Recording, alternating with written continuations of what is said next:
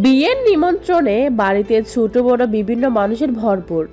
এই 2 মাসে এ বাড়ির সবার সাথে সুপরিচিত হয়ে গেল। হঠাৎ এত অচেনা মানুষের মধ্যে কৌরির একটু চলতে ফিরতে অস্বস্তি হচ্ছে। ভেতরে ভেতরে খুবই দ্বিধা, অস্বস্তি অনুভব করছে। আর সবচেয়ে বড় অস্বস্তি দিচ্ছে এই বাড়ির অতি পরিচিত আত্মীয় স্বজনেরা যখন তাকে নিয়ে প্রশ্ন, কৌতূহল দেখাচ্ছে। সে মেয়েটা কে, কার মেয়ে? নিজের সামনে বারংবার প্রশ্নটা করতে দেখে মনে মনে ভীষণ বিব্রত বোধ অনুভব করছে। তাই যেখানেই মানুষের আনাগোনা কম সেখানে নিজের উপস্থিতি রাখছে সে। তবুও বিয়ে বাড়ি বলে কথা বললে কি আর নিজের মতো স্বস্তিতে থাকার জায়গা মেলে? কথাগুলো আনমনে ভাবতে ভাবতে ছাদের উদ্দেশ্যে যাওয়ার জন্য এগোচ্ছিল কৌরি।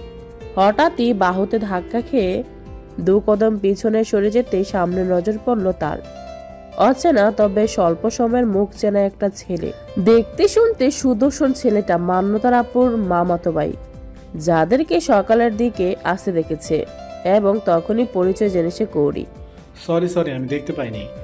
কথাটা বলে মাথা উঁচু করতে হা হয়ে কৌরির মুখের দিকে তাকিয়ে রইল ছেলেটা। অপরিচিত মেয়েটাকে ফুপু বাড়িতে নতুন দেখে প্রশ্ন বিঁধল। নজর বিঁধে গেল কৌরির শুভ্র নির্মল শোভিত মুখখানায়। ঘন পল্লবযুক্ত ডগর ডগর আঁখি জোড়া দ্বিধাহীন ভাবে কয়েকবার জাপটাতেই ছেলেটার মুগ্ধ নজর জোড়া যেন আরো মুগ্ধতায় ডুবে গেল। দোতলার খোলা বারান্দায় দাঁড়িয়ে প্রথম থেকে শেষ অবধি সে হঠাৎ ঘটে যাওয়া দৃশ্যাবলী মুখ শান্ত আর মনোযোগ সহকারে কেউ একজন দেখল। তার ধারালো নজর জানান দিচ্ছে সে হঠাৎ ঘটে যাওয়া অঘটনটা মোটেও পছন্দ হয়নি। তম্মন যে কৌরি ঋণ ঋণে গলায় বলল, সরি, আমিও খেয়াল করিনি। কথাটা বলে ছেলেটার পাশ কাটিয়ে চলে গেল সে। হুঁশ ফিরল যেন ছেলেটার, তড়িৎ পিছিয়ে ফিরল। দেখলো সিঁড়ি বেয়ে কৌরিকে উপর যেতে। ছটফটে ছেলেটাও পা বাড়ালো সেদিকে। সিঁড়ির মাথার ধাপে গিয়ে পা রাখতে বলিষ্ঠ শরীর অবয়বে সামনে হাজির হলো কেউ। নিবানকে সামনে দেখতেই মাথা চুলকিয়ে মুখে মিষ্টি হাসি এনে বলল, তাড়াহুড়ায় সামনাসামনি পড়ে গেলাম, সরি ভাইয়া। কথাটা বলে পাশ কাটাতে গেলেই পুনরায় ছেলেটার পথ রোধ করে দাঁড়ালো নিবান। এবার ছেলেটার মুখের হাসি মুছে তড়িৎ বলল, কিছু বলবে ভাইয়া?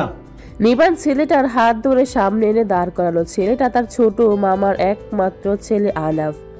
বয়সেও তার অনেক ছোট। কৌরিকা নিয়ে কথাগুলো বলতে ভিতরে ভিতরে ভীষণ দ্বিধা হচ্ছে।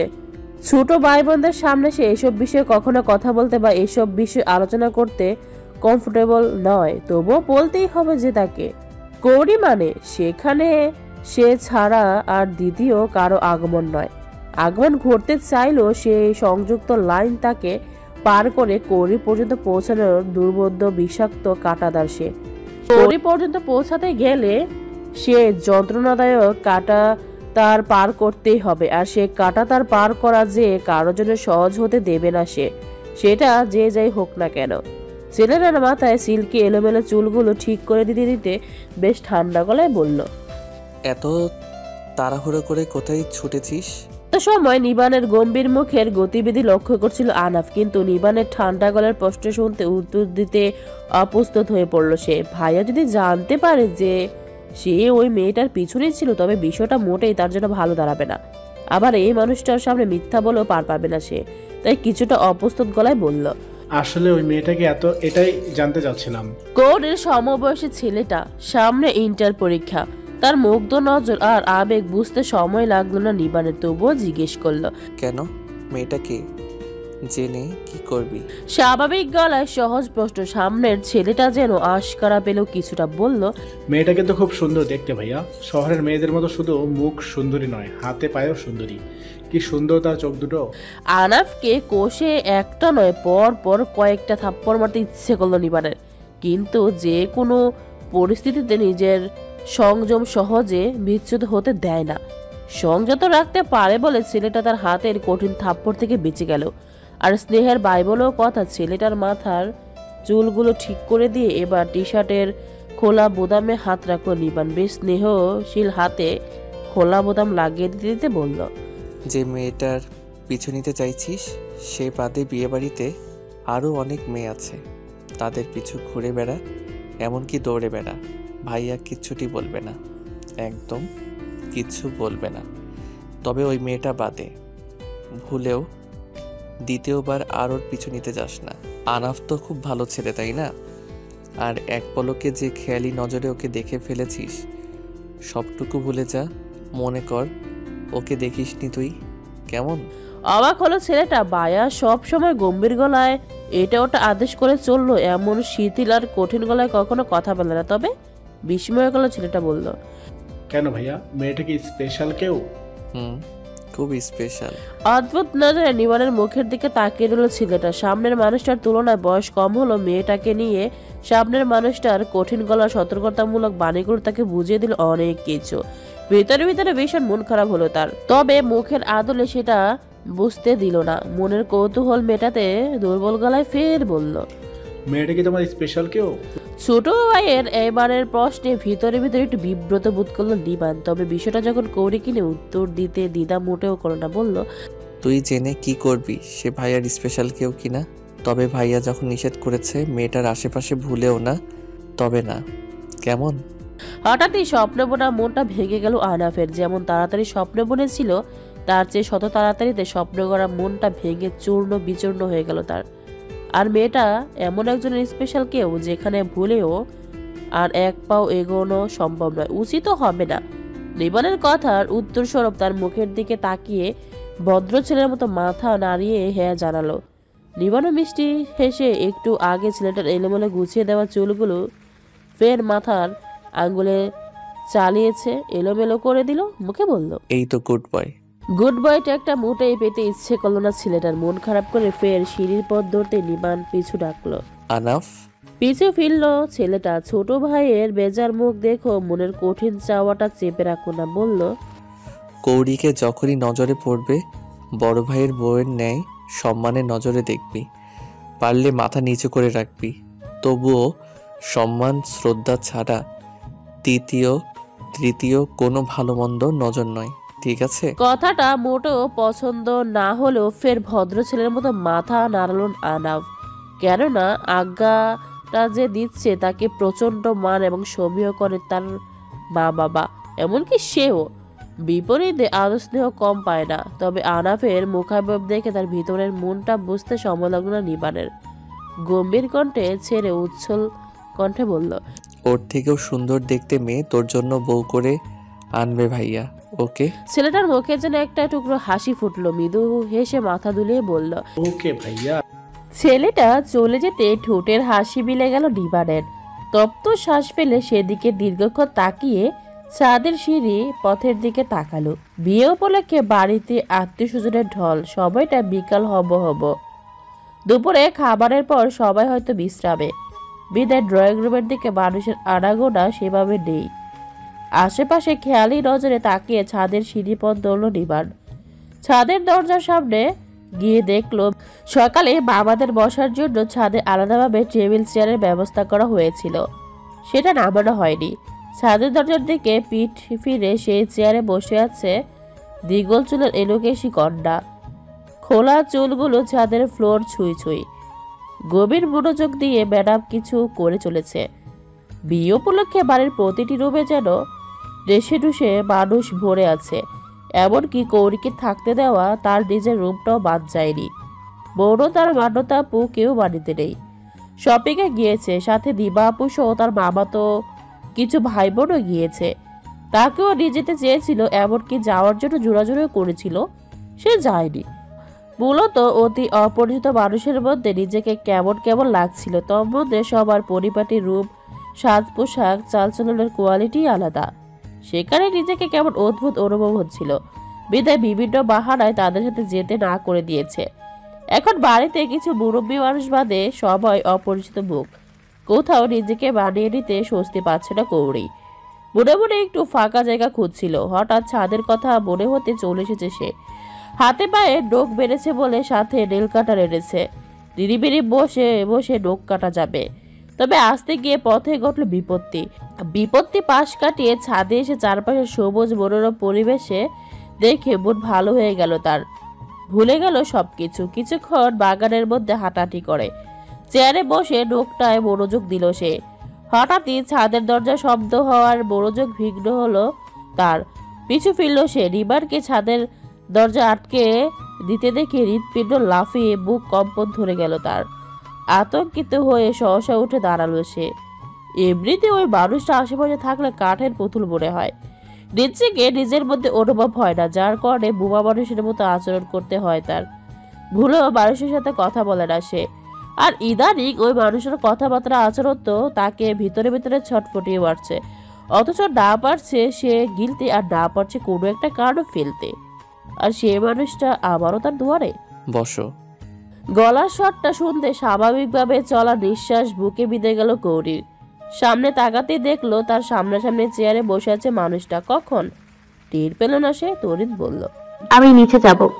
মুখ তুলে কৌরির পানে চাইল নিবান, শান্ত অথচ ধীর নজর। নজরে নজর মিলতে সহসা বসে পড়ল কৌরি। বুকের ভিতরে কম্পন দ্বিগুণ হারে বাড়ল। সে কম্পন আরো বাড়িয়ে দিয়ে নিবান বাম হাতটা পাতল তার পানে। শক্তপোক্ত হাতের তালুটা নজরে পড়তেই নজর তুলে নিবানের দিকে তাকালো। কৌরি তাকাতেই নিবান চোখ দিয়ে ইশারা করলো হাত রাখতে। সহসা ইশারা বুঝলো না কৌরি, সেটা বুঝতে পেরে নিবান বলল, হাতটা দাও। হাতটা দিল না কৌরি, বরং হাতটা টেবিলের উপর থেকে সরিয়ে নিল নিজের কাছে। টেবিলের উপরে নেল কাটারটা রেখে তখন যে উঠে দাঁড়িয়েছিল সেটা এখন সামনের মানুষটার হাতে। আর তার হাতটা চাইছে কেন সেটাও বুঝতে বাকি রইল না কৌরির। সেটা বুঝে ধীর কণ্ঠে কৌরি বলল, আমার কাজটা আমি করে নিতে পারবো। তুমি পারবে কি পারবে না সেটা আমি জিজ্ঞেস করিনি, আমি হাতটা দিতে বলেছি। তুমি দেবে? নিবানের জেদালো পূর্ণ কথা শুনে কণ্ঠ আরো ধীর হলো কৌরির। গলায় ধীরতা বজায় রেখে বলল, আপনি বললেই তো হবে না। তবে কাকে বলতে হবে? কে বললে হবে? তুমি যে এই বেখেয়ালিতে চলাফেরা করে অন্যের আমানত খেয়ানত করছো, হক নষ্ট করছো, তাতে কিচ্ছু হচ্ছে না? নিবানের রাগ মিশ্রিত ধীর কণ্ঠের কথাগুলো কানে আসতে সহসা প্রশ্ন করলো কৌরি। মানে কি? আমি আবার কার হক নষ্ট করলাম? আবারও ধীর কণ্ঠের জবাব নিবানের। আর ভয় সংকোচ কথার ফেরে অনেক আগে কেটে গেছে কৌরি। সহসা আবারও প্রশ্ন করলো। কিভাবে? মৃদু হাসলো নিবান। হয়তো এই প্রথম নিবানকে হাসি দেখেছে কৌরি। শ্যামবর্ণ মুখের পুরো ঠোঁটের হাসিটা মন কাড়ল কৌরির। মুগ্ধ নজরে দেখলো সে। সেই ফাঁকে কৌরির হাত ছেড়ে নিজের হাতের মুঠোয় নিল নিবান। সমস্ত শরীর বিদ্যুতর কেঁপে উঠল মেয়েটার। হাত টেনে পুরুষালে হাতটা থেকে ছাড়িয়ে নিতে চাইল। তবে সামনের মানুষটা শক্ত হাতের চাপে পড়ল না। কৌরির হাতের পানে চাইল। চকচকে ফর্সা হাতটা নিজের শ্যামবর্ণ হাতের মধ্যে বেশ আকর্ষণীয় দেখাচ্ছে। গোটালো আঙ্গুলগুলোর মধ্যে 3টে আঙ্গুলের বাড়তি নখ কাটা শেষ। আপাতত 2 আঙ্গুলের নখ আছে। অনামিকা আঙ্গুলটা বেশ নরম স্পর্শে ধরে নখ কাটতে গেলেই হাত আবারও ছাড়িয়ে নিতে চাইল কৌরি। সেটা দেখে নিবান স্বাভাবিক গলায় বলল, হাত নাড়িয়েও না, ব্যথা পাবে। আমি বলেছি তো কেটে নিতে পারবো। আমি বলেছি কি তুমি কাটতে পারবে না? কৌরি বেশ বুঝতে পারলো সামনের মানুষটার জেদের সাথে সে পেরে উঠবে না। প্রশ্ন মনে রয়ে যাওয়ার আগের কথায় ফিরে গেল সে। আমি আপনার কি হক নষ্ট করেছি? একটু আগে যে নিজের বেখালিতে একটা ছেলের গায়ের উপর পড়লে, ওটা কি কারোর হক নষ্ট নয়? আশ্চর্য হলো কৌরি। সে কি ইচ্ছাকৃত পড়েছে নাকি? কিছুটা কৈফিয়তের সুরে বলল, ওটা একটা অ্যাক্সিডেন্ট ছিল মাত্র, ইচ্ছাকৃত কোনো মতেও ছিল না। জানি সেটা আমি, তবু তোমার বেখেয়ালিতে চলা উচিত হয়নি। তোমার বেখেয়ালির জন্য অন্যের হক নষ্ট সে কিন্তু কিছুতেই মেনে নেবে না কৌরি। আমি মানুষ, আমার দ্বারা ভুল বা অন্যায় হতেই পারে। সে কেউ মানলো কি মানলো না তা আমার বোঝার বা দেখার প্রয়োজন নেই। আর আমি আমার অন্য কারণ নই। মনে মনে বিস্তর হাসলো নিবান। কৌরির জেদালো কথাগুলো শোনার জন্য কথা বাড়াতে ইচ্ছে করছে তার, যদিও এই বিষয়ে কথা উঠাতে চায়নি সে। তবে দুজনের মধ্যে ভয় সংকোচ দ্বিধার দেয়াল ঘুচানোর জন্য সুযোগটা লুফে নিয়ে ছাদে এসেছে সে। আর একের পর এক কথা বাড়িয়ে চলেছে, তাই কথা বাড়তে বলল, প্রয়োজন তোমার না থাকলেও তার আছে। আর তুমি তার না মনে করলেও সে তোমাকে অবশ্যই তার মনে করে। আর তোমার ইচ্ছে তোমার চাওয়া আমার নয়, আমার ইচ্ছে চাওয়াটা তোমার ভিন্ন। বাম হাতটা ছেড়ে দিয়ে কৌরির ডান হাতটা ধরল নিবান। এবারও হাত ছাড়িয়ে নেওয়ার চেষ্টা করলো কৌরি, তবে পারল না। কৌরির ডান হাতটা হাতে নিতেই ফর্সা হাতের উপর কুচকুচে কালো জটটা নজরে পড়ল নিবানের। মুহূর্তে বেশি উঠল সেদিনের দৃশ্যটা, যেদিন তার ফোনটা দেওয়ার জন্য পর্দার ফাঁক ঘেঁষে হাতটা বাড়িয়েছিল মেয়েটা। চকচকে ফর্সা হাতের উপর জটটা দেখে নিবানের মনে হয়েছিল ফর্সা হাতের উপরে কেউ যেন নজর টিকা দিতে এক কালো দাগ এঁকে দিয়েছে, আর সেটা নজর কাটার বদলে নজরের মুগ্ধতা বাড়িয়ে দিচ্ছে। সেদিন জটটা মুগ্ধ হয়ে দেখেছিল নিবান, আজ সে জটটা ছুঁয়ে দিতে ইচ্ছে করলো খুব।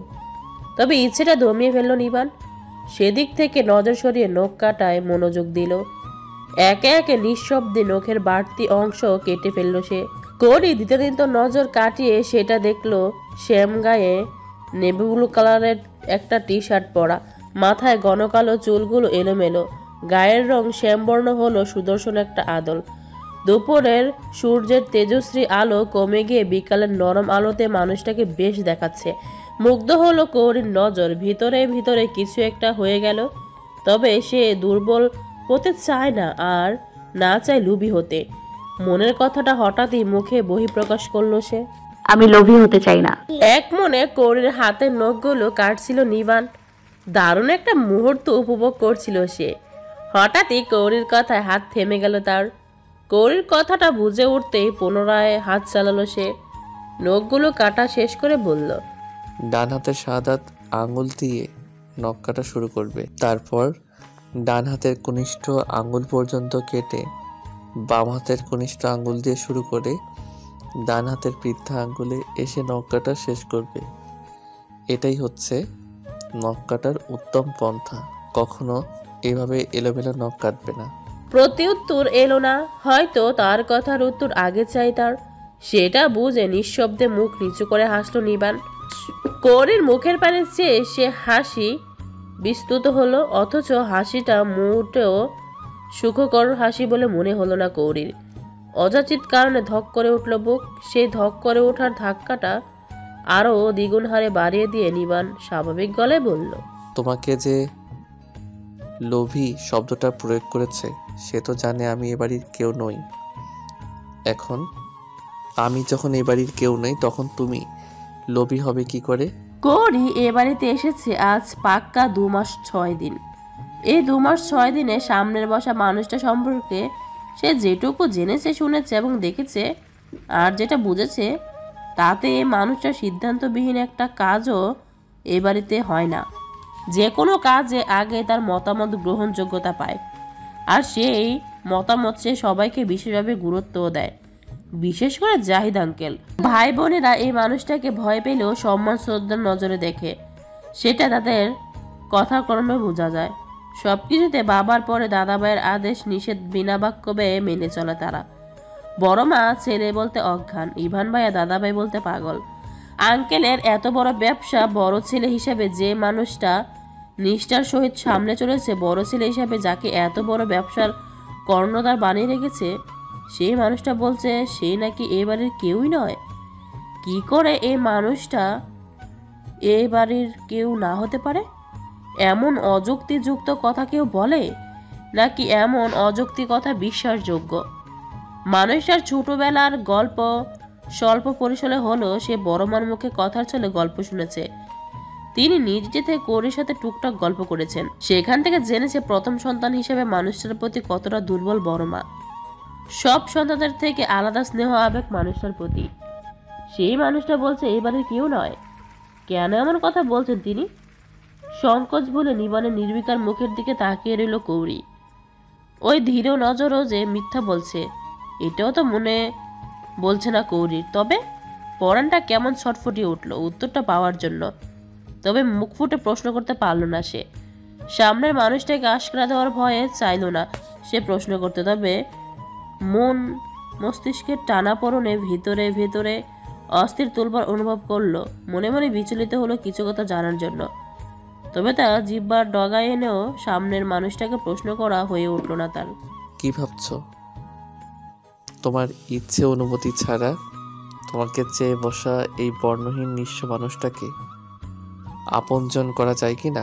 কথাটা অদ্ভুতভাবে বুক ভারী করে তুলল কৌরির। না চাইতেও কৈফিয়তের স্বরে তড়িৎ বলল সে। না, মোটেই আমি তেমনটা ভাবছি না। কৌরির নখ কাটা হয়ে গেছে অনেক আগে। নখগুলো খুব মনোযোগ দিয়ে নেল কাটারের পিছু ঘষার অংশে পালিশ করছে নিবান।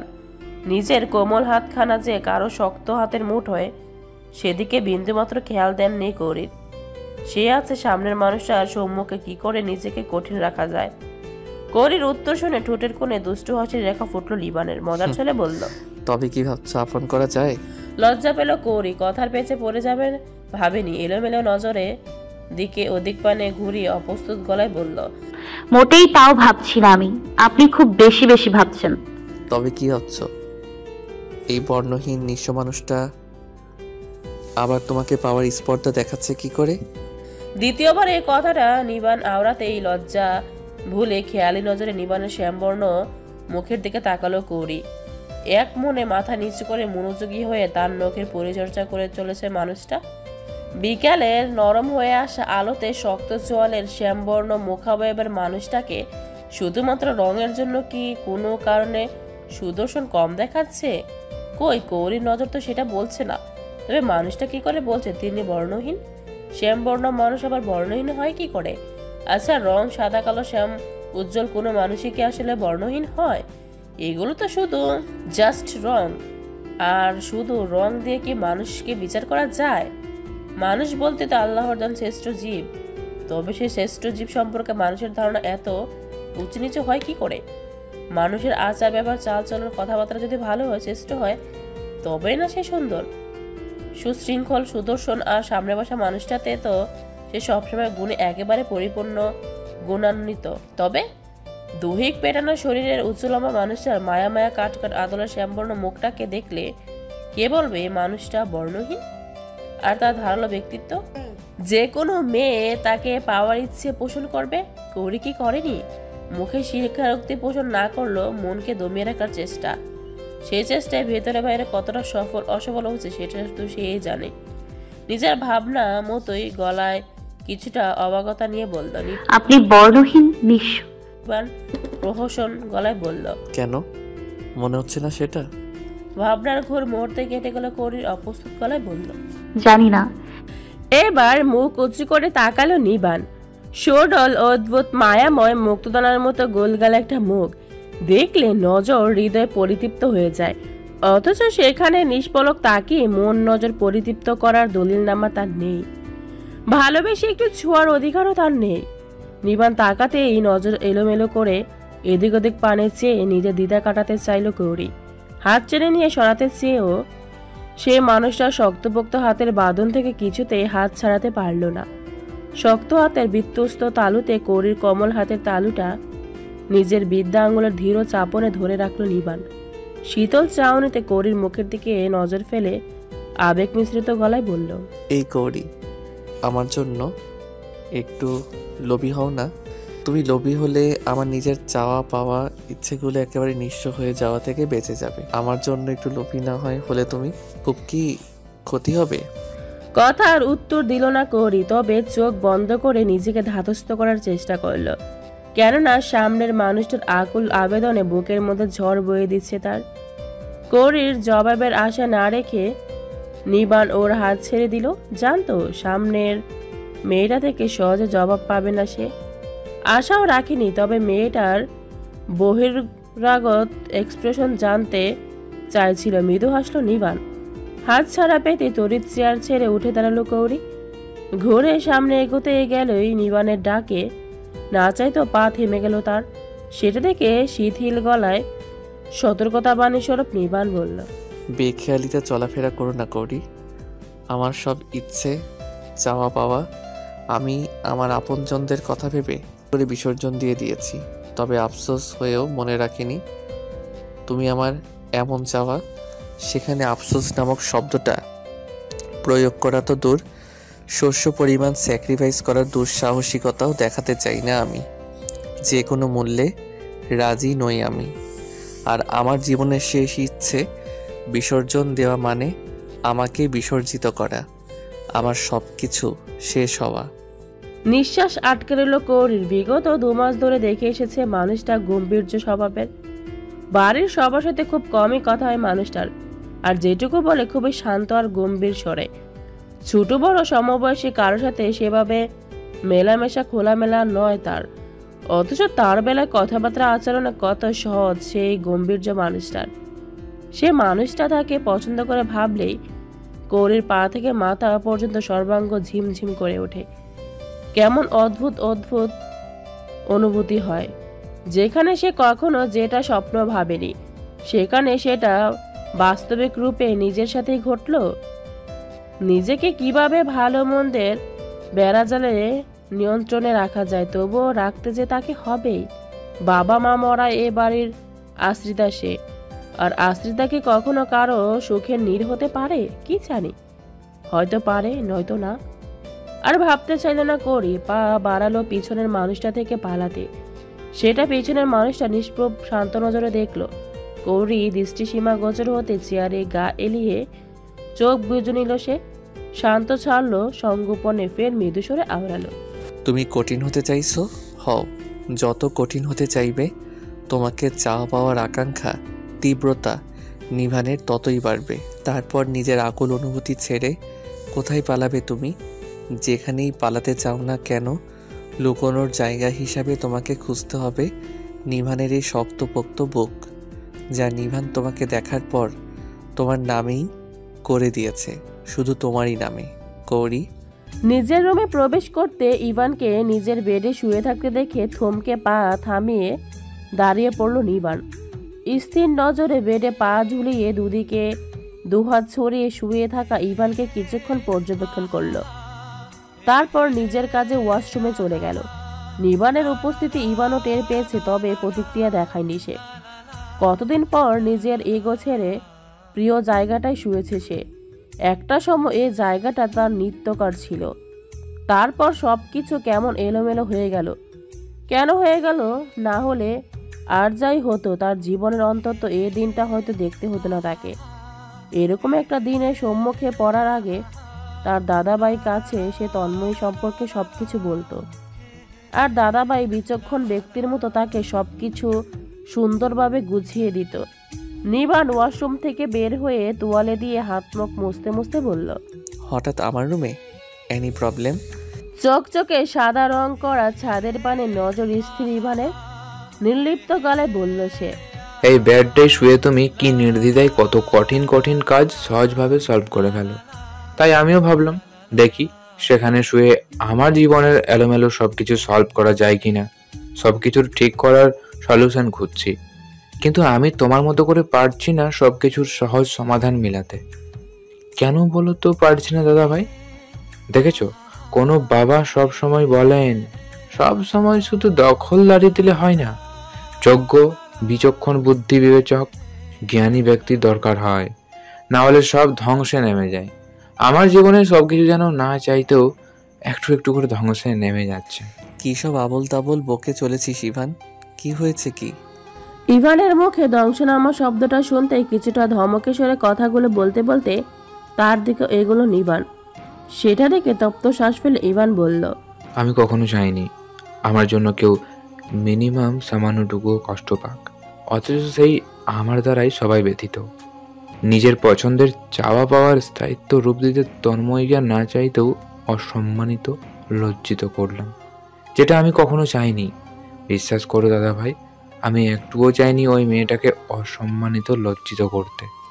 সবার কথা ভেবে বিয়েতেও রাজি হলেও আমার প্রতি অসন্তুষ্ট, আমার দ্বারা ব্যথিত, কষ্ট পেয়েছে ও খুব। ও কখনো ক্ষমা করবে না আমায়। আমি কিভাবে ওর সাথে সংসার গুছাবো? ওকে আমার করে রাখবো কিভাবে দাদা ভাই? কিভাবে ঘৃণার বদলে ওর ফিরতি ভালোবাসাটা পাবো? আমি ওকে ছাড়তে পারবো না। আবার ওর ঘৃণা নিয়ে একসাথে পথ চলবো কিভাবে দাদা ভাই? সমাধান পাচ্ছি না, সব এলোমেলো হয়ে যাচ্ছে আমার সব। একটু থামলো ইভান, পরপর বলল, এই দেখো, না চাইতেও আম্মুকে আবার কষ্ট দিয়ে ফেললাম। আমার সিদ্ধান্ত দ্বারা আম্মু অসন্তুষ্ট হয়েছেন, এটা বুঝে আম্মুকে বোঝাতে মানাতে গেলাম, অথচ পুনরায় আমার ব্যবহার কথা দ্বারা ওনাকে কষ্ট দিয়ে এলাম।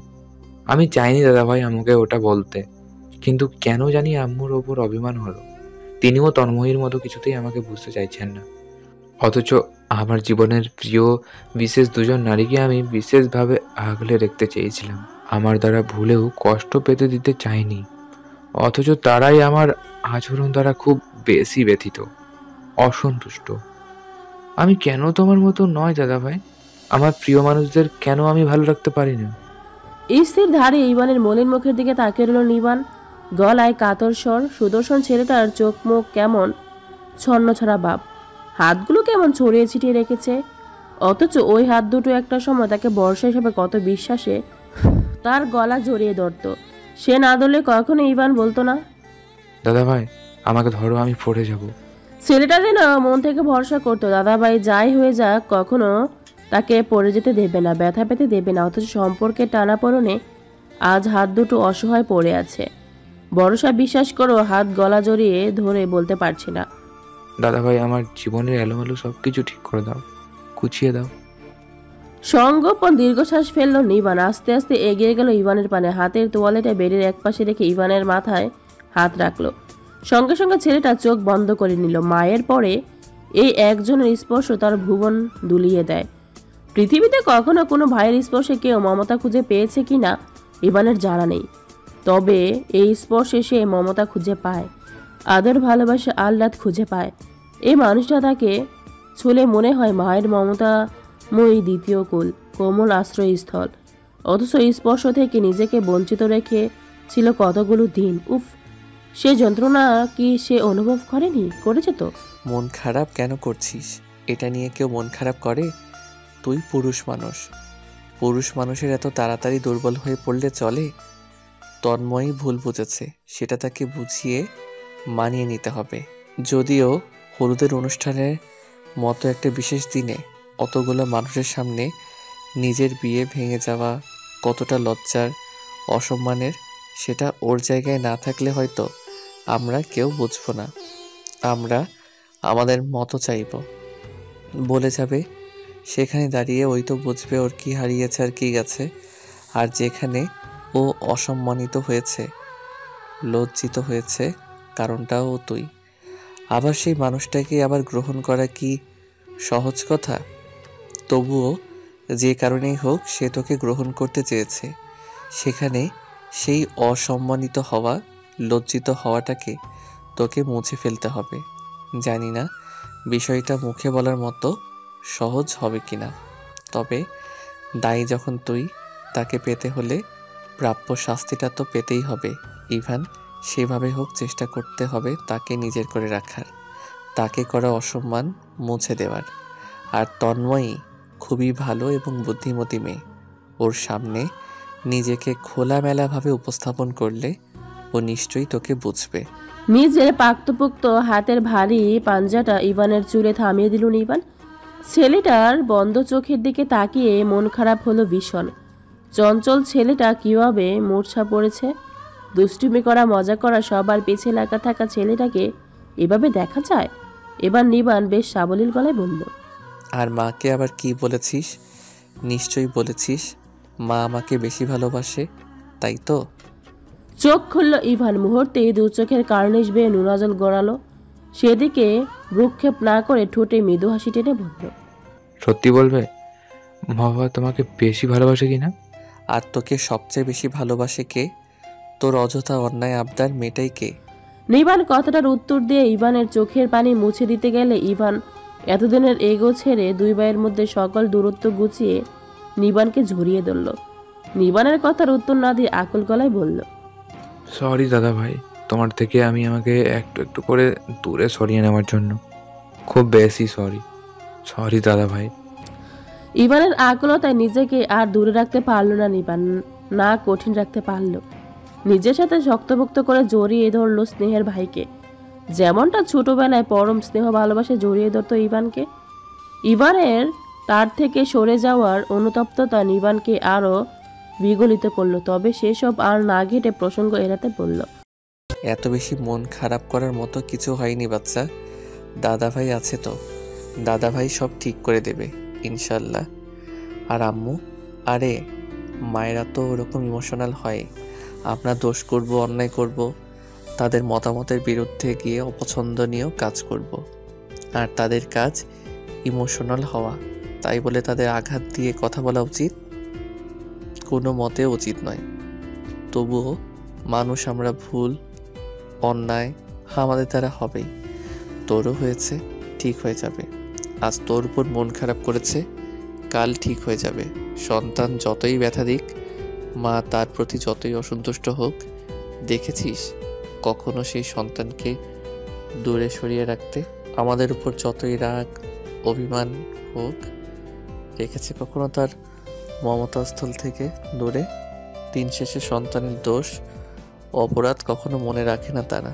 সেই সব ভুলে গিয়ে ঠিকই তাদের মমতা স্থলের ছায়াতলে মুড়িয়ে নেয়। তোর উপর রেগে গিয়েছে, তবে তন্ময়ীকে বিয়ে করার সিদ্ধান্তে অখুশি হয়নি। আমি মায়ের সাথে কথা বলেছি, ঠিক হয়ে যাবে সব কিছু। উনি আমাদের মা, কারণে হোক বা অকারণে আমাদের উপর রাগ দেখাতে পারেন, অভিমান করতে পারেন, অসন্তুষ্ট হতে পারেন। তাই বলে আমাদের উচিত নয় তাদেরকে কষ্ট দিয়ে ব্যথা দিয়ে কথা বলা, আর কখনো নয়, ঠিক আছে? নিবান যেন ছোট কথায় বাচ্চাকে বোঝাচ্ছে, যদি ও ছোট ভাই বোনগুলোকে সে বাচ্চাই মনে করে। ইভানও হ্যাঁ বোধক সম্মতিতে মাথা নাড়ল, তবে মুখে সেই একই কথা আওড়ালো। তবে আম্মু আম্মু সত্যি তোমাকে বেশি ভালোবাসে। নিবান হাসলো। ইভানের জ্ঞান বুদ্ধি হওয়া থেকে এই একটাই অভিযোগ। আম্মু আব্বু কেন তোমাকে বেশি ভালোবাসে? আচ্ছা, ওনারা ভালোবাসলে সে কি করবে? কিছুটা মজার ছিল নিবান বলল। আচ্ছা আম্মু, আব্বুকে বলে দেবো আমি, আজ থেকে তোর বিয়ের কবুল বলার সময়টা পর্যন্ত যেন আমার মতো করে একটু বেশি বেশি ভালোবেসে দেয় তোকে। তাদের নাবালক ছেলে বলে কথা, নাবালক ছেলের বউ হয়ে গেলে না হয় তাদের ভালোবাসাটা একটু কম হলেও চলবে, ওকে? It's not fair. তুমি আমাকে এমনটা ভাবো দাদা ভাই? ইভানকে ছেড়ে উঠে দাঁড়ালো নিবান। এই বিষয়ে কথা বাড়ালে আজ আর শেষ হবে না। আয়নার সামনে দাঁড়ালো নিবান। এখন তাকে একটু বের হতে হবে, তাই নিজেকে পরিপাটি করতে ব্যস্ত হলো। হাতে কাজ চললো, মুখ বলল, তন্ময়ের জন্য শপিং করতে গেল সবাই, তুই গেলি না কেন? কিচ্ছু ভালো লাগছিল না। আরও বাড়ি থেকে ওকেও নিয়ে শপিংয়ে যাবে ওরা। আমি গেলে ওর রাগ বাড়বে, হয়তো নিজের পছন্দ অপছন্দ বলবেও না, তাই যেতে ইচ্ছা হয়নি। এটা কোনো কথা হলো ইভান? বিয়ে একবারই হবে, সেখানে দুজনের পছন্দ অপছন্দ তো থাকবে। আর তোদের মধ্যে যে ঝামেলা তৈরি করেছিস সেটা দেখা সাক্ষাৎ কথাবার্তা না হলে মিটবে কি করে? যাই হয়ে যাক, তোর যাওয়া উচিত ছিল। তড়িৎ ইভান উঠে দাঁড়ালো, বলল, তাহলে চলো যাই। চলো যাই মানে? আমি কোথায় যাব? আমাকে অফিস যেতে হবে এখন। ইভান কিছুটা অসন্তুষ্ট গলায় বলল, দাদা ভাই, বিয়ের দুদিন তো আপাতত অফিস যাওয়া বন্ধ রাখো।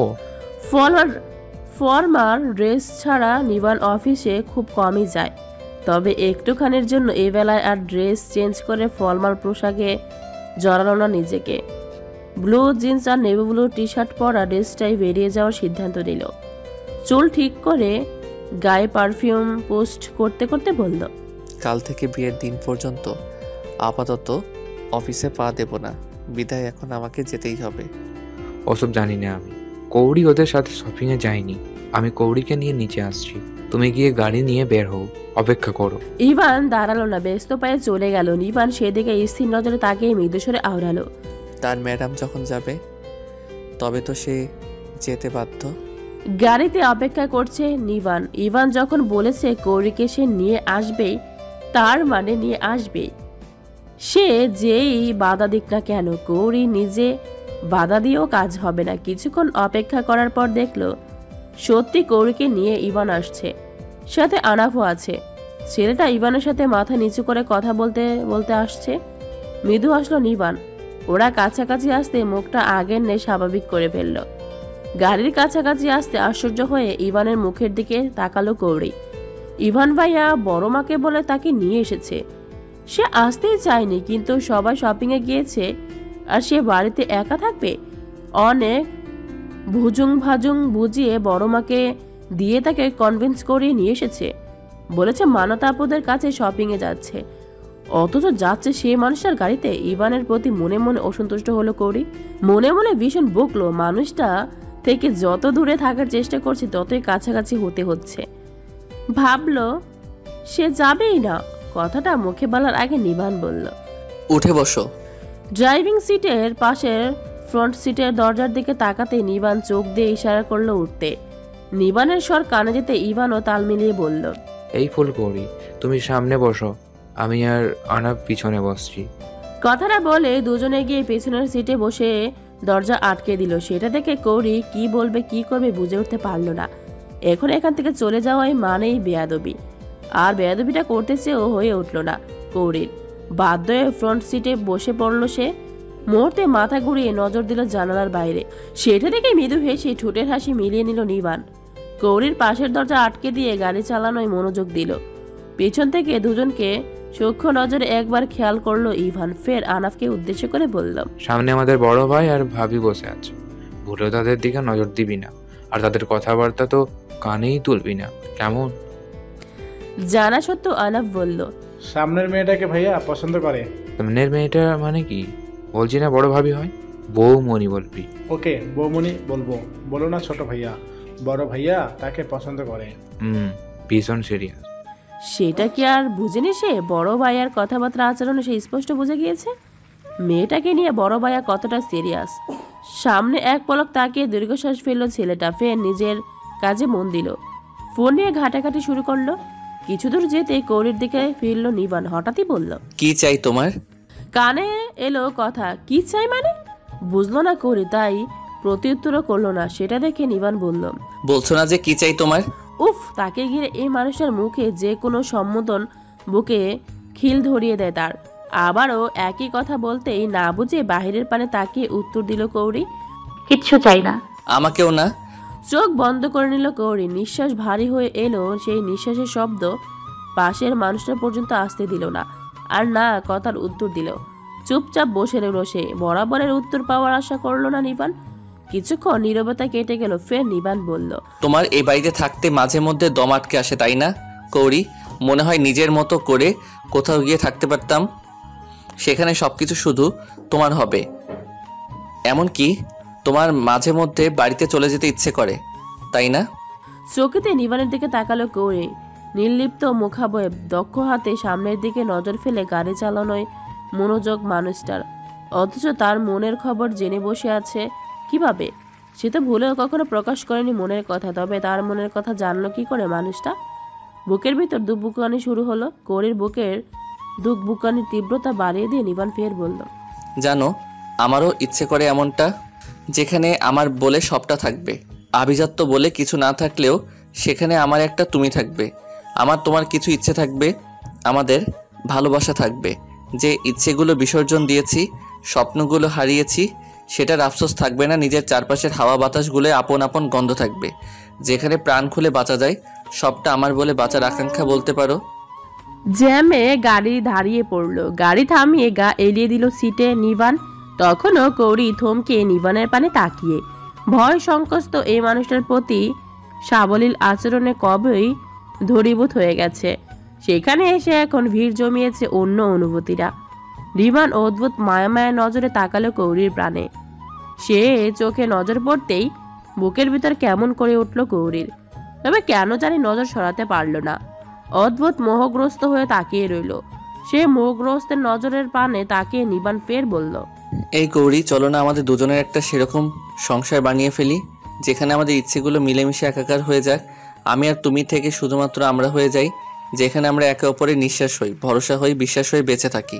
দিন শেষে শুধুমাত্র আমরা আমাদের হয়ে থাকি। গাড়ির হর্নে মোহ কাটল কৌরির। জ্যাম ছেড়েছে। এবারও পাশে বসা নারীটি থেকে উত্তর নেওয়ার আশা করল না নিবান। গাড়ি ছাড়লো। দুজনের আর কথা হলো না। শপিং মলের সামনে এসে গাড়ি পার্কিং করতে পেছন থেকে ইভান আর আনাফ নেমে পড়ল। সেটা দেখে নিবান বলল, তোরা চল, আমরা আসছি। আজ্ঞা পেতে দুজনে মলের ভিতরের দিকে চলে গেল। কৌরি কিছু বলতে চেয়েও বলতে পারল না। কৌরির পাশের দরজা খুলে দিতেই নেমে পড়ল সে। নিবানও নামলো। গাড়ি লক করে শপিং মলের ভিতরের দিকে এগোলো। কৌরিও তাকে অনুসরণ করলো। শপিং মলের দোতলার ওঠায় জন্য চলন্ত সিঁড়ির কাছে যেতে অনুমতিবিহীন কৌরির হাত ধরল সে। আশেপাশে তাকে কৌরি আর কিছু বলতে পারল না। দোতলায় উঠতেই জামা কাপড়ের ভরি ভরি দোকান। মান্যতাদের কাছে না গিয়ে সেখানে একটা নির্দিষ্ট দোকানে ঢুকলো। আভিজাত্যপূর্ণ দোকানটা শীতের বস্ত্রে পরিপূর্ণ। এখানে এলো কেন মানুষটা?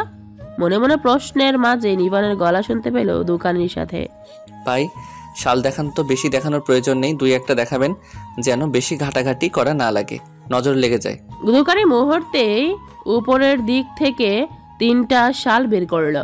চাদরের কারুকার্য আর গায়ের সিলমোহর বলে দিচ্ছে 1 নম্বর ইন্ডিয়ান কাশ্মীরি শাল। দামও চড়া।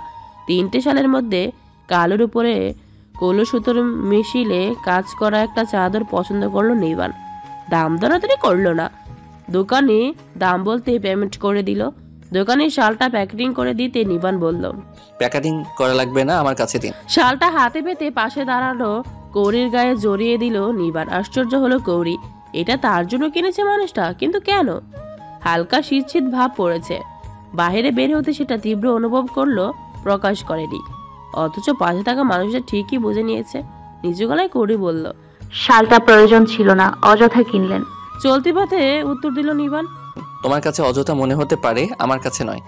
আর ঠান্ডা ভাব পড়েছে জেনেও কেন কোনো কিছু গায়ে জড়িয়ে আসলে না? তবে শালটা অপ্রয়োজনীয় মানুষটার থেকে জড়িয়ে নেওয়ার প্রয়োজন পড়তো না। মুখ ছুটু হয়ে গেল কৌরি। সময় দিয়েছিল ইভান ভাইয়া তাকে। বাসায় পরা ড্রেস পরে চলে এসেছে, শুধু আলাদাভাবে হিজাবটা জড়িয়ে নিয়েছে মাথায়। আর কিছু নেওয়ার সময় পেয়েছে কোথায়? অথচ মানুষটা এমন করে বলছে যেন সে ইচ্ছে করে এইভাবে এসেছে। ঠান্ডা ভাব তারও লাগছে, তাই বলে কি চাদর কিনে দিতে বলেছে সে? আর কিনে দিয়ে কথাও শোনাচ্ছে? আর কখন বলেছে তিনি অপ্রয়োজনীয় মানুষ? ধীর অথচ কাঠকোঠা গলায় কৌরি বলল, আমার অনুমতি ছাড়া আর কোনো কিছু আমাকে কিনে দেওয়ার প্রয়োজন মনে করবেন না, আমি চাই না সেটা। এত সময় অতি উৎফুল্লের মেজাজে না থাকলেও ঠোঁটে সৌজন্যবোধ হাসি মাখিয়ে সবার সাথে মোটামুটি তাল মিলিয়ে কেনাকাটা করার চেষ্টা করছিল তন্ময়ী। হঠাৎই ইভানকে দেখতে সেই সৌজন্যবোধ হাসিটুকু ঠোঁট থেকে মুছে নিল।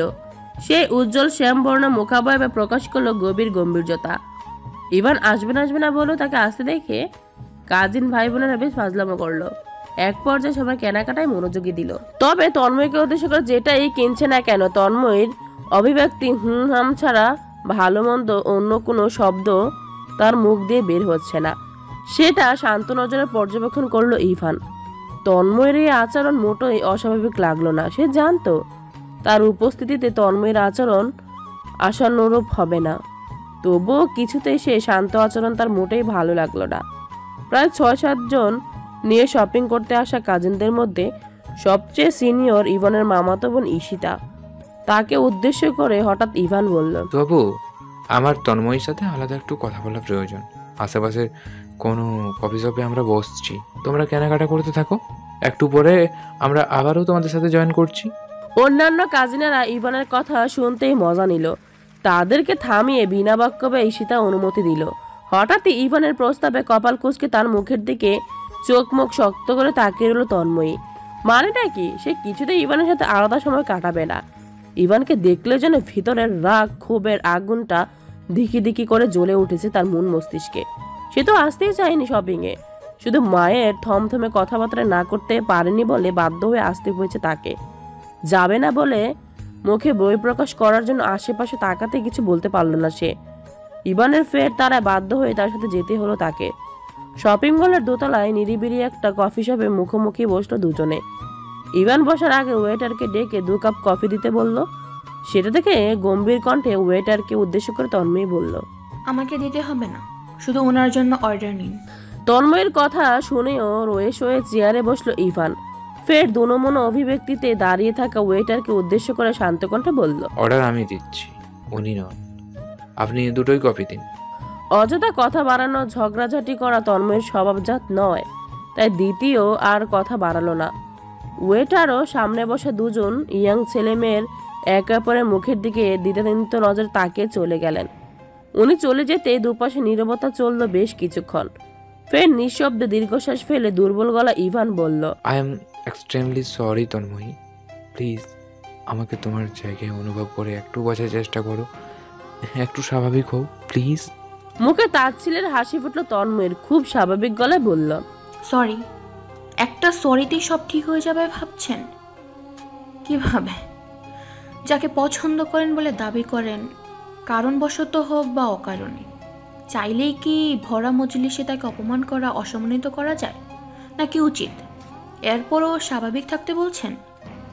যায় স্বাভাবিক থাকা। আপনি একটু আগে বললেন না আপনার জায়গায় আমাকে বসিয়ে ভাবতে। এবার আপনি আমার জায়গায় নিজেকে বসিয়ে অনুভব করুন। আমার জায়গায় আপনি থাকলে পারতেন কি স্বাভাবিক থাকতে? আমাকে পাওয়ার সিদ্ধান্তটা আপনার জেদ। তন্ময়ের রাগান্বিত কণ্ঠের কথাগুলো শুনল ইভান। তবে শেষের বাক্যটা শুনতে ইভান ধীর কণ্ঠে বলল, তুমি আমার জেদ কিছুতেই নও তন্ময়ী, এটা আমার সম্পর্কে তোমার আরও একটা ভুল ধারণা। জেদ নয় তবে কি? অত শত মানুষের সম্মুখে আমাকে কি করে অসম্মানিত হতে দিতে পারলেন? আমার পরিবারকে কি করে ছোট করলেন বলুন? একজনকে কথা দিয়ে আরেকজনকে নিয়ে মজা তামাশা করবেন আর অন্যজন সেটা মেনে নেবে, আর যেমনটা আপনি চাইবেন তেমনটাই হবে? এটাও বা আশা করেন কি করে? মেনে নিতে বলেছে কে? বলেছি আমি? এই তোমার যখন মেয়েটাকে নিয়ে আমাকে সন্দেহ হলো, আমাদের যখন বারবার একসাথে দেখলে, তুমি একবার ফোন দিয়ে জিজ্ঞাসা করতে পারোনি মেয়েটাকে? কেন আমি একজনকে কথা দিয়ে অন্যজনকে নিয়ে রং তামাশা করছি? একবার কি পারতে না জিজ্ঞেস করতে? তা করনি। চোখে দেখেছো আর মনে মনে উল্টোপাল্টা ভেবে হাজার অভিযোগ পুষে রেখেছো। কেন তুমি? তোমার কি উচিত ছিল না একবার জানতে চাওয়া? তখন যদি আমি তোমার অধিকার অস্বীকার করতাম, তবে না হয় যেটা ইচ্ছে সেটা সিদ্ধান্ত নিতে। ওই মেয়েটা জাস্ট আমার ক্লাসমেট ছিল। আমি তখনও তাকে চিনতাম না, যতদিন পর্যন্ত সে আমার ক্লোজ ফ্রেন্ডের গার্লফ্রেন্ড না হয়েছে।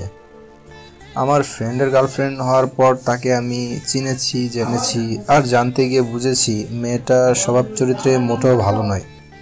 হ্যান্ডসাম আর বড়লোক বাপের টাকাওয়ালা ছেলেদের সাথে তার বিশেষ সম্পর্ক থাকে, অন্যথা অন্য কাউকেও সে চিনেই না, এক প্রকার গুণেই না। একের পর এক বয়ফ্রেন্ড পাল্টানো তার স্বভাব, আর চারিত্রিক বিভিন্ন সমস্যা তো আছেই। তবে এটা আমার বন্ধুকে বলে বুঝিয়ে ও বিশ্বাস করাতে পারেনি। ওরকম চরিত্র, তার মানসিকতার মেয়ের সাথে আমার ফ্রেন্ডের সম্পর্ক আমি কন্টিনিউ হতে দিতে চাইনি। নেহাল খুব ভালো এবং আমার ক্লোজ ফ্রেন্ড, তাকে আমি কি করে ঠকাতে পারি বলো? বিধায় কাছের বন্ধুটাকে ওই মেয়েটার থেকে সরাতে নিজেকে তাদের মধ্যে ঢুকে ব্যবস্থা নিতে হয়েছিল আমাকে। যদিও আগ বাড়িয়ে অন্যের ভালো করতে গিয়ে নিজে বিপদে পড়া, তবে আমার জীবনে সুপরামর্শদাতা হিসাবে নেহালের গুরুত্বপূর্ণ একটা ভূমিকা আছে, আর সেই হিসেবে ওকেও ঠকানো থেকে বাঁচাতে যেতে আমাকে ওদের মধ্যে ঢুকতে হয়েছে। তার ফল যে এমন হতে পারে আশা ছিল না আমার। অন্যকে বিপদ থেকে বাঁচাতে নিজেকেই মহাবিপদের মুখোমুখি হতে হবে কখনো ভাবিনি আমি। একটু থামলো ইভান। সামনে বসে তন্ময়ের এখনো চোখ মুখ শক্ত করে বসে আছে। ইভান নিশ্চিত তার কথার দুটানায় আছে মেয়েটা, হয়তো বিশ্বাস করে উঠতে পারছে না। ভিতরে ভিতরে দীর্ঘশ্বাস ফেললো ইভান। তবে সত্যি যেটা সেটা সে বলেছে, বিশ্বাস করাটা তন্ময়ের একান্ত ব্যাপার। ফের বলতে শুরু করলো সে, আর আমাদের মধ্যে যে সম্পর্ক, সেই সম্পর্ক আমরা কোনোরূপ প্রতিজ্ঞাবদ্ধ ছিলাম না, আর না অন্য 10-5টা গার্লফ্রেন্ড বয়ফ্রেন্ডের মতো সম্পর্ক ছিল আমাদের। সপ্তাহে 2-1 দিন হয়তো কথা হতো, আবার কোনো সপ্তাহে কথা হয়নি। যেটুকু কথা হয়েছে সেখানে ওই মেয়েটার বিষয়ে তোমাকে জানানোর মতো বিশেষ কিছু মনে হয়নি, আমার গুরুত্ব মনে করিনি আমি। তবে সেই বিষয়টাই যে আমার জীবনে বেঁকে যাওয়া পথ হয়ে দাঁড়াবে আমি ভুলেও বুঝতে পারিনি। আমি বরাবরই তোমাকে ম্যাচিওর মেয়ে হিসেবে জেনে এসেছি। সেই বুঝদার বুদ্ধিমতী মেয়েটা রাগ জেদ মনে মনে পুষে এমন কাণ্ড ঘটাবে আমি কল্পনাও করিনি, সত্যি আশা করিনি আমি। তুমি তোমার কাছ থেকে এরকম ঘটনা তুমি একবার জানতে চাইতে। তন্ময় জেদালোপূর্ণ গলায় বলল। আমি প্রয়োজন মনে করিনি জানতে চাওয়া। অসহায় কণ্ঠ সুর ইভানের বলল, কিন্তু কেন? যেখানে আপনি প্রয়োজন মনে করেননি আমাকে জানানো, সেখানে সত্যিই কি আমার জানতে চাওয়ার প্রয়োজন ছিল? আবারও আমার কথার উল্টাপাল্টা মিনিং বের করছো তুমি। আমি ওই মেয়েটাকেই গুরুত্বপূর্ণ মনে করিনি বলে বিষয়টা সম্পর্কে তোমাকে জানাইনি। সত্যি বলতে জানো না, বিশেষ গুরুত্বপূর্ণ মনে করিনি বিষয়টা, কিন্তু এখন মনে হচ্ছে তোমাকে জানানো উচিত ছিল। মেয়েরা সত্যি অদ্ভুত হয়, তাদের মন বোঝা সত্যি কঠিন। ইভানের আপাতত তাই মনে হলো। ইভানের কথার কোনো উত্তর দিল না তন্ময়। সেটা দেখে ইভান ফের বলল, দোষ আমার একার বলছো? হ্যাঁ, তাহলে আমি দোষী, তবে তুমি ওই দোষের ভাগীদার। আমি জানাইনি ঠিক আছে, হ্যাঁ আমি বিষয়টা বিশেষ গুরুত্ব মনে করিনি বলে তোমাকে জানাইনি, হ্যাঁ আমি অপরাধী, কিন্তু তুমি কেন জানতে চাওনি? এখন তুমি তোমার কথা দ্বারা কি বোঝাতে চাইছো? তোমাকে যখন আমার হওয়ার প্রস্তাব রেখেছিলাম তুমি সেটা মানোনি, গ্রহণ করনি। সেটা কি করে হয় তুমি? যখন তোমাকে আমি আমার মনের কথা জানালাম, তোমাকে আমার হওয়ার প্রস্তাব রাখলাম, তুমি হ্যাঁ না কিছুই বললে না। তোমার নীরব সম্মতিকে আমি মেনে নিলাম। যদিও তোমার আচরণ বলছে তুমি আমার প্রস্তাব মেনে নিয়েছো, তবে কোনো অধিকার ফলানোর প্রয়োজন অনুভব করলে না। তুমি কি করে বলতে পারলে তুমি জানতে চাওয়ার প্রয়োজন অনুভব করোনি? আমি তোমাকে কোনোরূপ দোষারোপ করছি না তন্নি। তাই বলে বিয়ের মতো সিদ্ধান্ত নেওয়ার আগে তোমাকে কি একবার আমার দোষের জন্য প্রশ্নবিদ্ধ করা যেত না? তুমি আমার সম্পর্কে জেনে শুনে ও কেন বুঝলে না আমি ঠিক তোমাকে কিভাবে চেয়েছি? সত্যি কি অসৎ চরিত্র বলে মনে হয় তোমাকে আমার? ওরকম একটা মেয়ের সঙ্গে বারবার আপনাকে দেখার পরও সত্যিই আমার ভাবনাটা ভুল বলে মনে হওয়াটা উচিত ছিল? না, নয়। তবে বিয়ের মতো সিদ্ধান্ত নেওয়ার আগে অন্তত আমাকে প্রশ্নবিদ্ধ করা উচিত ছিল, ছিল নয় কি? না, উচিত ছিল না। আমি আপনাকে বিশ্বাস করি না। মৃদু হাসল ইভান। সে হাসিতে কি মিশেছিল সামনের মেয়েটার জানা নেই, তবে সুদর্শন আদলে সে হাসিতে মুগ্ধ হলো সে। এরকম একটা সুদর্শন পুরুষ তাকে পছন্দ করে, তাকে বিয়ে করতে চাওয়া মানে সৌভাগ্য। তবে কেন জানি সেই সৌভাগ্যকে সে বরণ করে নিতে পারছে না। তন্মধ্যে ইভানের কণ্ঠস্বর কানে এলো। বিশ্বাস করতে বাধ্য তুমি। বিশ্বাস করো না বললেই মেনে নেবে এই ইভান? বিয়ে করতে রাজি হলে কেন তবে? ভাসুরের কথা মেনে? তাহলে তো বরবাদে। একদম উল্টোপাল্টা কথা বলে আমার মেজাজ আরো চড়াও করবেন না। তন্ময়ের ক্ষোভিত কথাগুলো শুনতে প্রাণ খোলা হাসলো ইভান। তার মধ্যে কফি নিয়ে ওয়েটার হাজির হলো। ওয়েটার চলে যেতেই কফির মগ একটা তন্ময়ের দিকে এগিয়ে দিয়ে খেতে বলল। তবে তন্ময় তা ছুতেও আগ্রহ দেখালো না, অন্যটা নিজে হাতে তুলে নিল ইভান।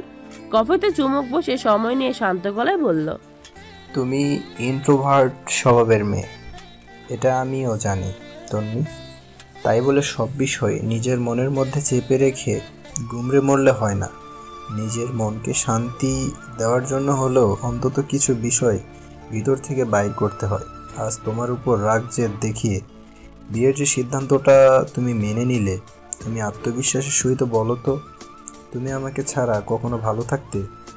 তন্ময়ী জবাব দিল না। সে কফি শপে আসা থেকেই যেমন কঠিন রূপে শক্ত হয়ে বসেছিল সেভাবেই বসে রইল। ইভানও জবাবের অপেক্ষা করল না। জবাব তার জানা। সামনে বসা মেয়েটার বুক ফুটবে তবু মুখ ফুটবে না।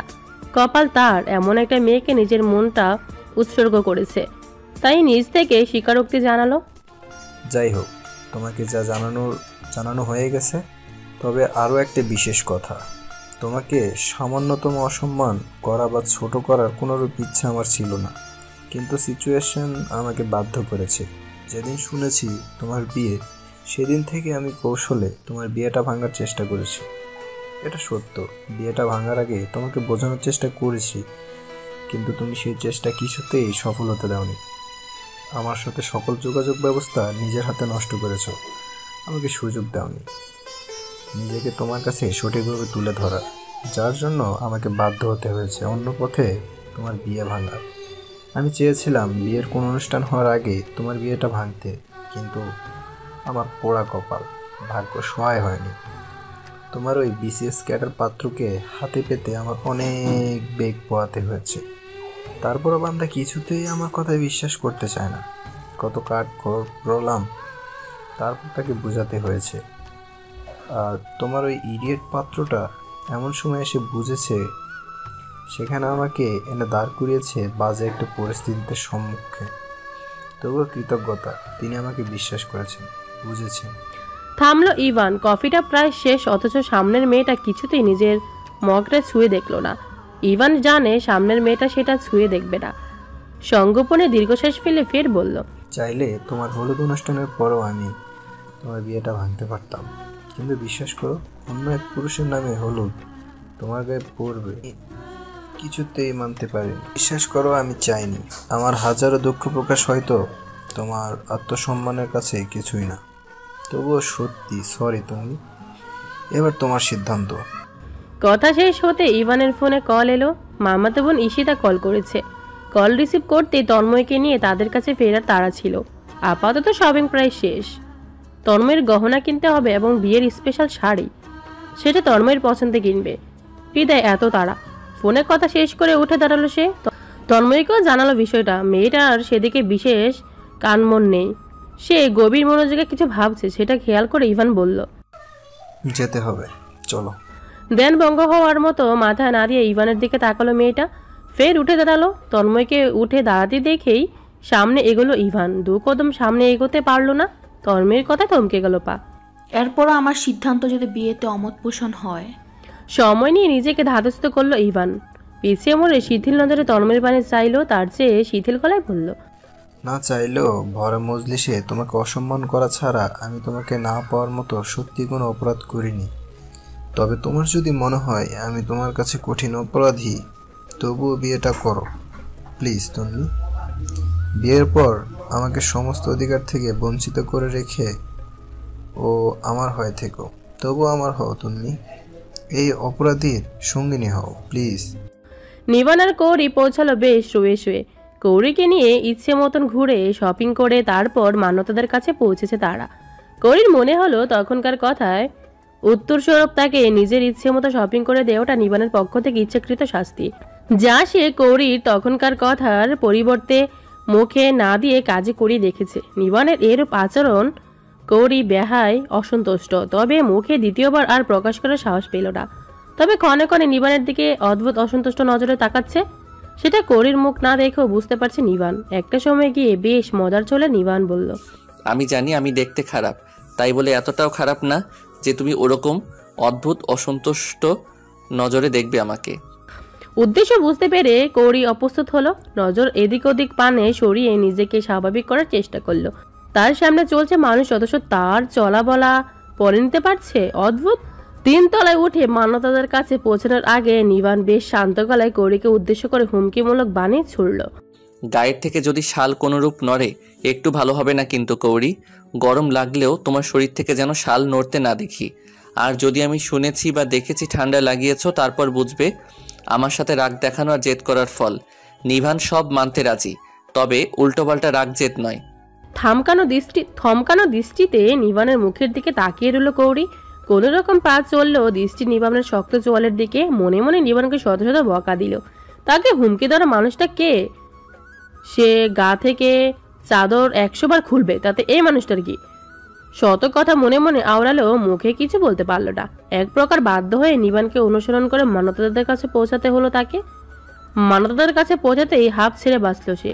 ভুলেও আর নিবানের আশেপাশে ভিড়ল না সে। তবে নিবানের সাথে কৌরিকে দেখে আর কেউ কিছু না বললেও দিবা শান্ত নজরে দুজনকে পর্যবেক্ষণ করে কৌরিকে উদ্দেশ্য করে বলল, তখন যে বললে আসবে না, ভালো লাগছে না, শরীর খারাপ খারাপ লাগছে, আবার এলে যে, তাও আবার নিভানের সাথে। কথার ইঙ্গিত মোটেও ভালো লাগলো না কৌরির। মনে মনে ভীষণ বিব্রত বোধ অনুভব করলো, সাথে খারাপও লাগলো। মুখে হঠাৎই কিছু বলতে পারলো না।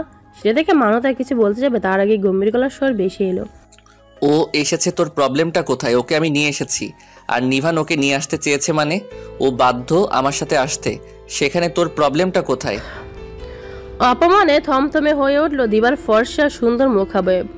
যতটা রুট ভাষায় তার কথার উত্তর দিল নিবান, ততটা রুটভাবে প্রশ্ন সে কৌরিকে করেনি। তবে নিবানের উত্তরের ভাষা বলে দিচ্ছে কৌরির প্রতি নিবানের অনুভূতির ঝোর। প্রথম দেখা নিবানের পাশাপাশি কৌরিকে দেখায় যে সংখ্যা মনে সৃষ্টি হয়েছিল দিবার, তা একটু একটু করে বাস্তবিত রূপ দিচ্ছে। আর নিবান এই বাস্তবতায় কৌরির মাঝে ডুবে যাচ্ছে, আর তাকে দীর্ঘ নিঃশ্বাসের সহিত সরল চোখে তা দেখে যেতে হচ্ছে। এটা যে কতটা যন্ত্রণাদায়ক যদি বিয়ের আগে একটা বার অনুভব করতে পারত, তবে কখনো নিবানকে ছাড়ার কথা ভাবতো না, ভুলেও ভাবতো না। এখন একজনের স্ত্রী হয়ে নিকটই এ ভাবনা অবৈধ, হারাম। তবুও মন কেন মানে না, কেন মানতে চায় না? নিবানকে যে আর তার দিকে ফেরানো আর কখনো সম্ভব নয়, এটাও বেশ বুঝতে পারছে দীপা। আরও নিবান যে ধরনের ছেলে, দিবা যতই ছলাকলা করুক আর যতই তন্ত্রমন্ত্র করুক, নিবানকে সে তার দিকে কখনোই ফেরাতে পারবে না। তবে কৌরির পাশাপাশি নিবানকে দেখলে তার কি যেন হয়ে যায়। যতই নিজের মন আর জবানকে নিয়ন্ত্রণে রাখার চেষ্টা করে না কেন, তারা নিয়ন্ত্রণহীন হয়ে যায়। চায় না সে নিজের বয়স আর স্বভাবের বাইরে গিয়ে অস্বাভাবিক আচরণ করতে, তবুও করে ফেলে। দিবার থমথমে মুখের দিকে তাকিয়ে কৌরির মন খারাপ হলো। তার জন্য দিবাকে কথা কথা শুনতে হলো। বিষয়টা মোটেও ভালো লাগলো না তার, যদিও তাকে নিয়ে দিবার ইঙ্গিত স্বরূপ কথাগুলো তার মোটেও ভালো লাগেনি। তাই বলে তার জন্য কাউকে ছোট বড় কথা শুনতে হবে, লজ্জিত হতে হবে, এটা কখনোই চায় না সে। শুধু দিবার জন্য নয়, কারোর জন্য চায় না সে। মনে মনে ভাবলো নিবানকে কিছু বলবে। ভাবনা মতে নিবানের দিকে তাকাতেই দেখলো চোখ মুখ শক্ত করে তার দিকে তাকিয়েছে মানুষটা। মানুষের চোখ মুখের এক্সপ্রেশন বলে দিচ্ছে। এখানে আমার কথার উপরে একটা শব্দ তুমি উচ্চারণ করে দেখো, তোমার খবর আছে। যে কথাগুলো বলবে বলবে মনে মনে সাজিয়েছিল, ঠুট কেন গলা অবধি আসার আগে কথাগুলো যেখান থেকে গুছিয়ে নিয়ে আসছিল সেখানে মাটি চাপা দিয়ে ফেললো সে। সামনের মানুষটার মানে আতঙ্ক, ভয়, সেই আতঙ্ক ভয় মানুষটার আচরণে কিছুটা কাটলেও পুরোটা কাটেনি।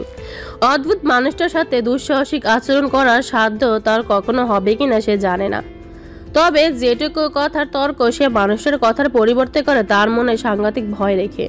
এই তোরা এভাবে থমকে দাঁড়িয়ে আছিস কেন? চল, ইভানদের ফোন দিয়েছি, আসছে ওরা। আরে নিভান, তুই কখন এলি? কৌরি, তুমিও এসেছো? অমায়িক হেসে কথাটা জিজ্ঞেস করতে কৌরির দিবার দিকে এক পলক তাকিয়ে উত্তর দিল, ইভান ভাইয়া জোর করে নিয়ে এসছেন আমাকে। আমার মানা তিনি একটুও শোনেননি। ঠিক করেছে, বিয়ে বাড়ির আনন্দ বলে কথা, ভালো লাগবে না আবার কেন? যতই শরীর খারাপ থাক, বিয়ের আনন্দ কেউ মিস করে? ইভান একদম ঠিক করেছে। আমার পক্ষ থেকে বিয়েতে ওর একটা এক্সট্রা গিফট পাওনা রইল। এ বাড়িতে আসা একদিনের মধ্যে অমায়িক ব্যবহারের ঈশিতা বেশ ভাব পাতিয়ে নিয়েছে কৌরির সাথে, বিশেষ করে নিবানের সে আচরণের পর থেকে। ফুপুর কাছ থেকে মেয়েটা সম্পর্কে জেনে আরও নিজ থেকে ভাবটা জমিয়েছে। যদিও কৌরি এখনো সেভাবে মিশে উঠতে পারেনি, দুজনের কথার মুহূর্তে পরিবেশ আগের নেই হলেও ঈশিতা ভিড় থেকে একটু দূরে গিয়েছিল ইভানদের আসতে বলার জন্য, বিদায় বিষয়টা সম্পর্কে সে অবগত নয়। কিন্তু অন্য অন্য কাজিনেরা কৌরিকে নিয়ে নিবানের ব্যবহারে একটু আশ্চর্য হলো। বাহিরের মেয়েটাকে নিয়ে দিবার সাথে রুড আচরণ, মনে মনে প্রশ্ন তৈরি করলো। তবে যাকে নিয়ে মনে প্রশ্ন তৈরি হলো তাকে প্রশ্ন করার স্পর্ধা কারও নেই, বিদায় কেউ কে আর কিছু বলল না। তবে কৌরির পানে বাঁকা নজরে তাকাতেও ভুলল না তারা। কৌরি খেয়াল করলো বিষয়টা, তবে কি আর করার আছে তার, নিবানও খেয়াল করলো, তবে বিশেষ গুরুত্ব দিল না। ইভানরা আসতে ঈশিতা গহনা আর শাড়ি কেনার জন্য তারা দিল। সবাই গহনার দোকানের দিকে এগোলেও ঈশিতাকে বলে নিবান অফিসে চলে গেল। যদিও ঈশিতা সহ ইভান চেপে ধরেছে কিছুতেই যেতে দেবে না তাকে, তবে কাজ হলো না, গুরুত্বপূর্ণ কাজ আছে তার। তবে যাবার আগে সবার চোখের আড়ালে কৌরিকে হুমকিমূলক বার্তা ছড়ে দিয়ে যেতে ভুলল না। মান্যতার পাশে চুপচাপ দাঁড়িয়ে থাকা কৌরিকে উদ্দেশ্য করে মিহি কণ্ঠের বার্তা ছুড়ে দিয়ে গেল, ভালো মানুষই অপাত্রে দান কখনোই করবে না। তুমি চাইলেও নিভানের আর না চাইলেও নিভানের। যদি বলো তোমার হ্যাঁ স্বীকারোক্তি না পাওয়া সত্ত্বেও তোমার সাথে জোর করছি, হ্যাঁ জোর করছি আমি। তুমি হ্যাঁ না যাই বলো না কেন, তুমি নিভানের। আর নিভান ভালো মানুষই কখনো অপাত্রে দান করা পছন্দ করে না। সো বি এক্সট্রা কেয়ারফুল, নিজেকে সাবধানে রেখো, ভালো রাখার চেষ্টা করো, অসম্মানিত হওয়ার থেকে রক্ষা করো। না হলে নিভানের কাছে অবশ্যই প্রশ্নবিদ্ধ হওয়া লাগবে তোমাকে। তোমার ভালোর কৈফিয়ত না দেওয়া লাগলেও অবশ্যই মন্দের কৈফিয়তটা দেওয়া লাগবেই। আর আমার উপরে দেখানো রাগে জেদে ভরা যে শরীরের মধ্যে ভালো মানুষই মনটা নিয়ে ঘুরছো, সেসব কিছু তোমার হলেও আজ তো তুমিটা তোমার নও, তুমিটা আমার। আর নিভানের জিনিস নিভান কখনো হেলায় ফেলায় নষ্ট করে না, কষ্ট পেতে দেয় না, অসম্মানিত হতে দেয় না। সো মাথায় রেখো কৌরি, আজ তো শরীরটা তোমার হলেও তুমি তোমার নও। নিভান শান্ত পায়ে চলে গেল। সেদিকে বিস্ময় নিয়ে তাকিয়ে থেকে নিজের আপাত মস্তক নজর ভুলিয়ে দেখলো কৌরি। নিজের ব্যথা লাগলে কষ্ট পেলে সেটাও কাউকে কৈফিয়ত দেওয়া লাগবে? আশ্চর্য, নিজের সবকিছু অথচ সে নিজেরই নয়, সেটাই বলে গেল মানুষটা। ঘুর কাটলো তার। নিবানের কথাগুলো একে একে ফের মনে পড়তেই মনের অদ্ভুত সূক্ষ্ম এক ভালো লাগা সৃষ্টি হলো। পর মুহূর্তে কিছু একটা ভেবে মিলিয়ে গেল সে ভালো লাগা।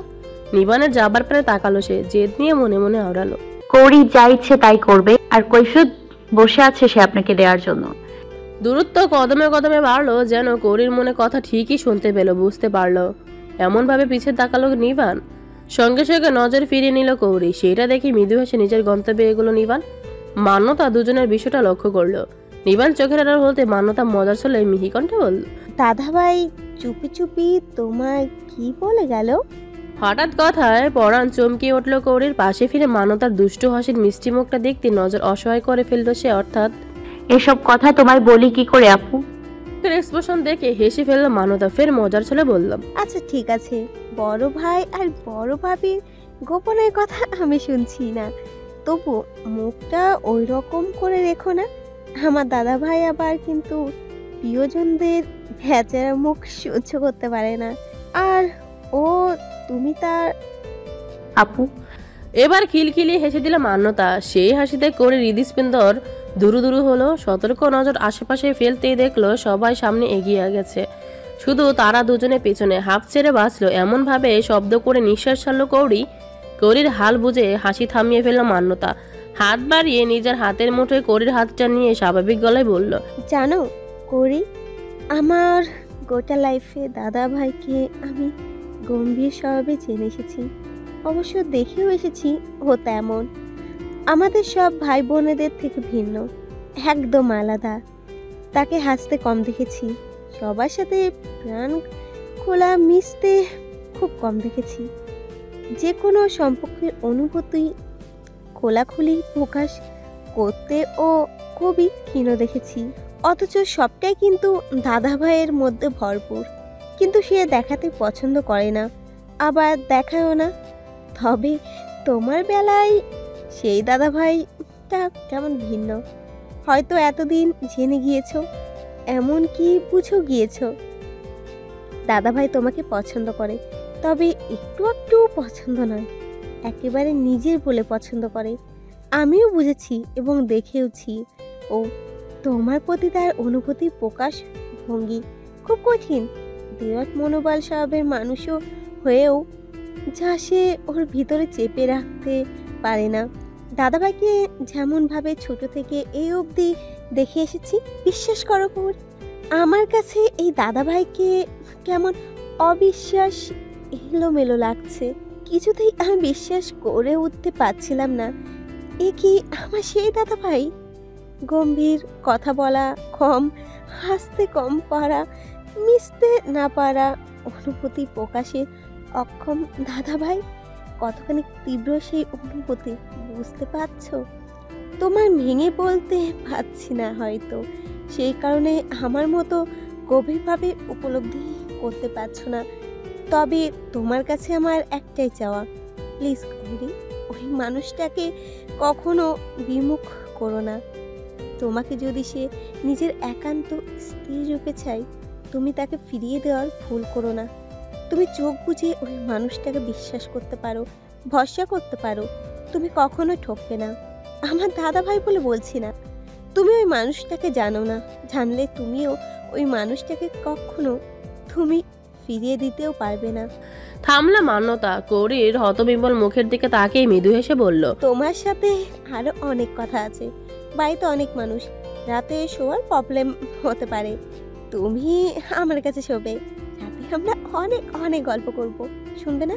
ঘুর কাটলো কৌরির। কিছু বলার আগে দূর থেকে মান্যতার কণ্ঠ বেশি এলো, এই আপু, তোরা আবার দাঁড়িয়ে পড়লি কেন? দেরি হয়ে যাচ্ছে তো, আয়। কথা সেখানে ক্ষান্ত রেখে মান্যতাও এবার তারা লাগিয়ে বলল, এই চলো চলো, আমাদের রেখে ওরা না আবার শপিং সেরে ফেলে। শপিং মল থেকে বের হয়ে গাড়িতে বসতে কিছু একটা ভেবে ফোন হাতে নিল নিবান। ফোন ওপেন করে ডায়ালে গিয়ে কাঙ্ক্ষিত নম্বরটাতে ফোন লাগালো। ওপাশ থেকে কল রিসিভ হতে নিবান শোধালো, তুই কোথায়? শপিং এ আসলি না যে? তন্ময়ের সাথে তো তোরও আসার কথা ছিল, তবে আসলি না কেন? আরে মেয়েদের শপিং এ আমি গিয়ে কি করব, তাই যাইনি, আর এদিকে একটু কাজ ছিল বিধায় যেতে পারিনি। ত্রিনয়ের স্বাভাবিক গলার কথাগুলো কিছুতেই স্বাভাবিক লাগলো না নিবানের। সে জানে ত্রিনয় কেন আসেনি শপিং এ। নিঃশব্দে দীর্ঘশ্বাস ছাড়লো নিবান। প্রসঙ্গ পাল্টে ফের শুধালো, আন্টির খবর কি? শরীর এখন কেমন, ভালো আছে কি? শরীর তো ভালো আছে, তবে তনুর প্রতি মনে হয় একটু অসন্তুষ্ট হয়েছেন। আমও বলতে চাইছেন কিছু না ঘটলে কিছু রটে না, নিশ্চয় তন্ময়ী কিছু করেছে, না হলে হঠাৎ এরকম কথা পাত্রপক্ষরা পেল কোথায়? অনেক বুঝিয়েছি, তবুও মুখ থমথমে ভাব ওনার, কথাও সেভাবে বলছেন না, এই আর কি। নিবান কি বলবে বুঝে উঠতে পারলো না। ইভানের প্রতি রাগ উঠতে গিয়েই মন দুর্বল হয়ে পড়লো।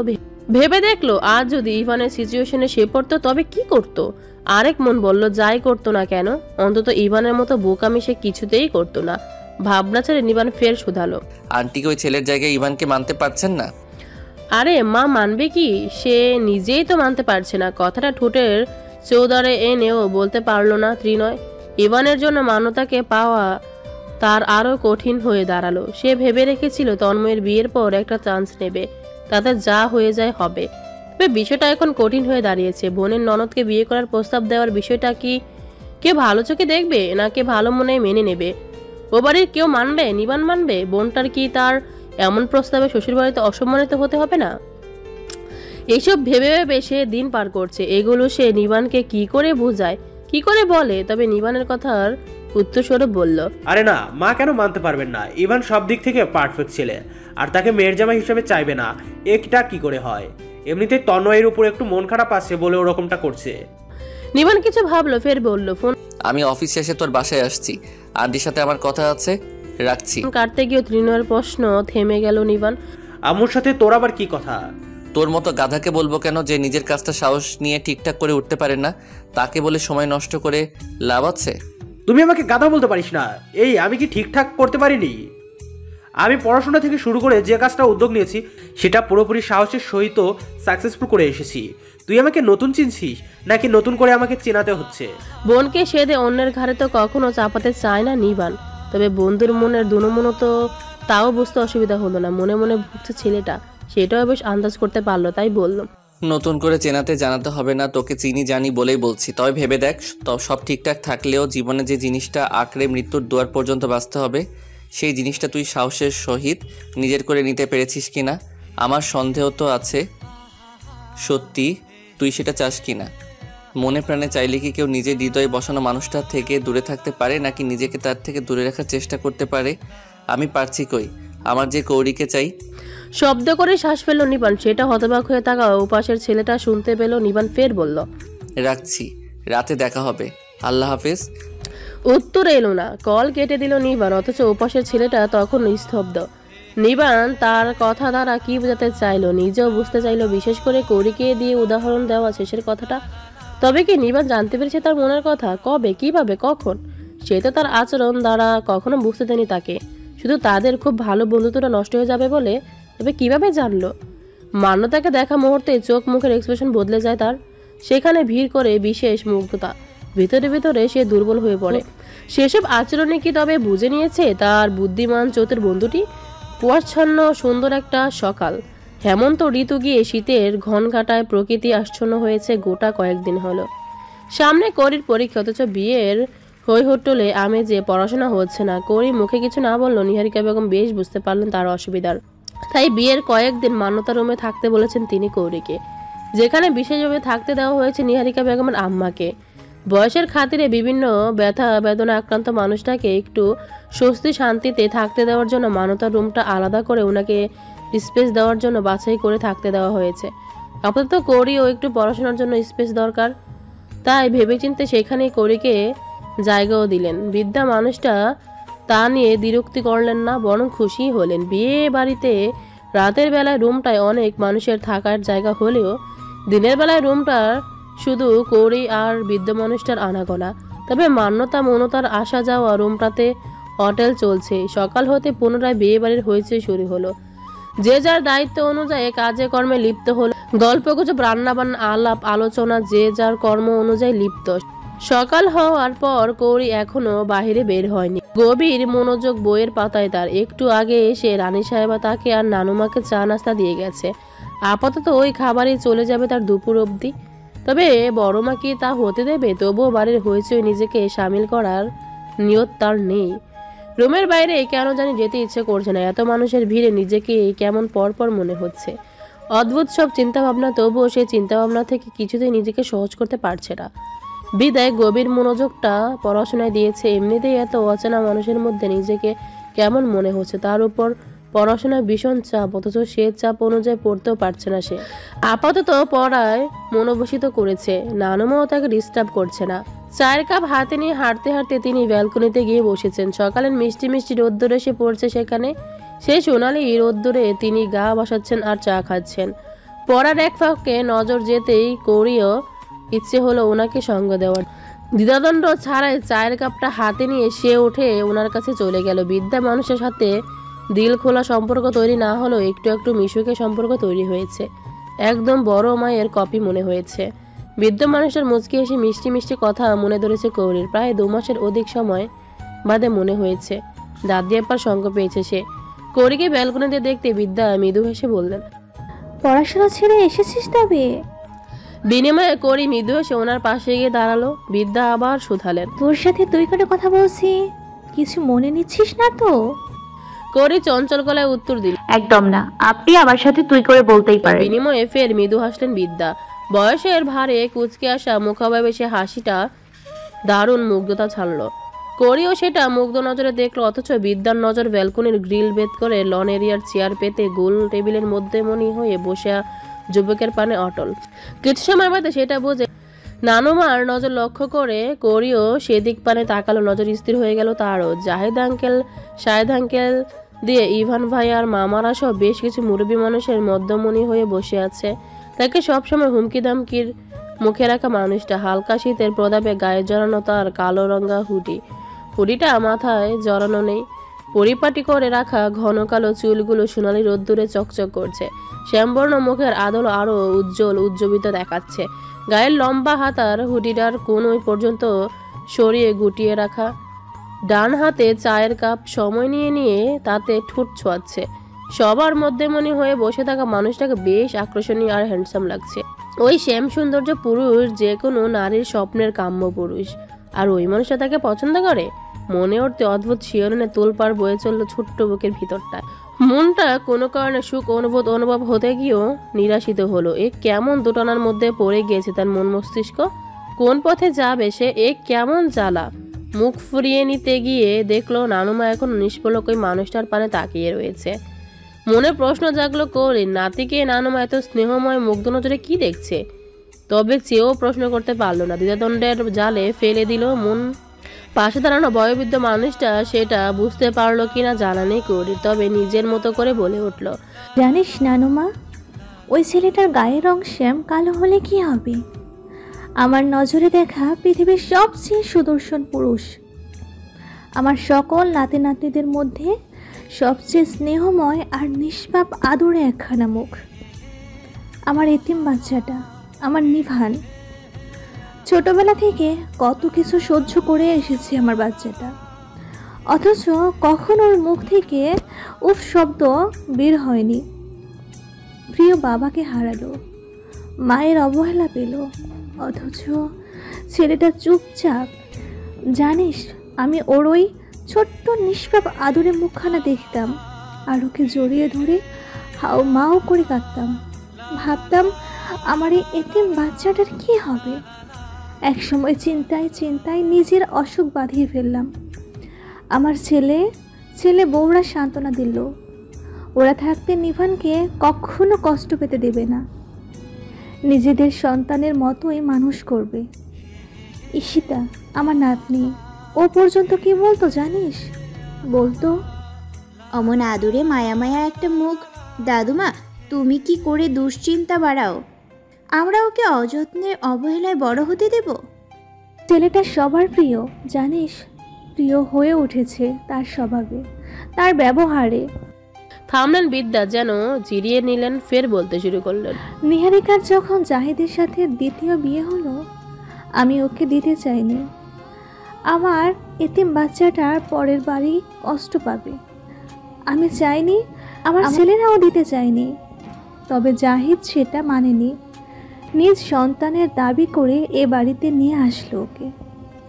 সত্যি বলতে ও নিভানকে মেনে নিয়েছিল সেভাবেই, একদম নিজ সন্তানের মতন।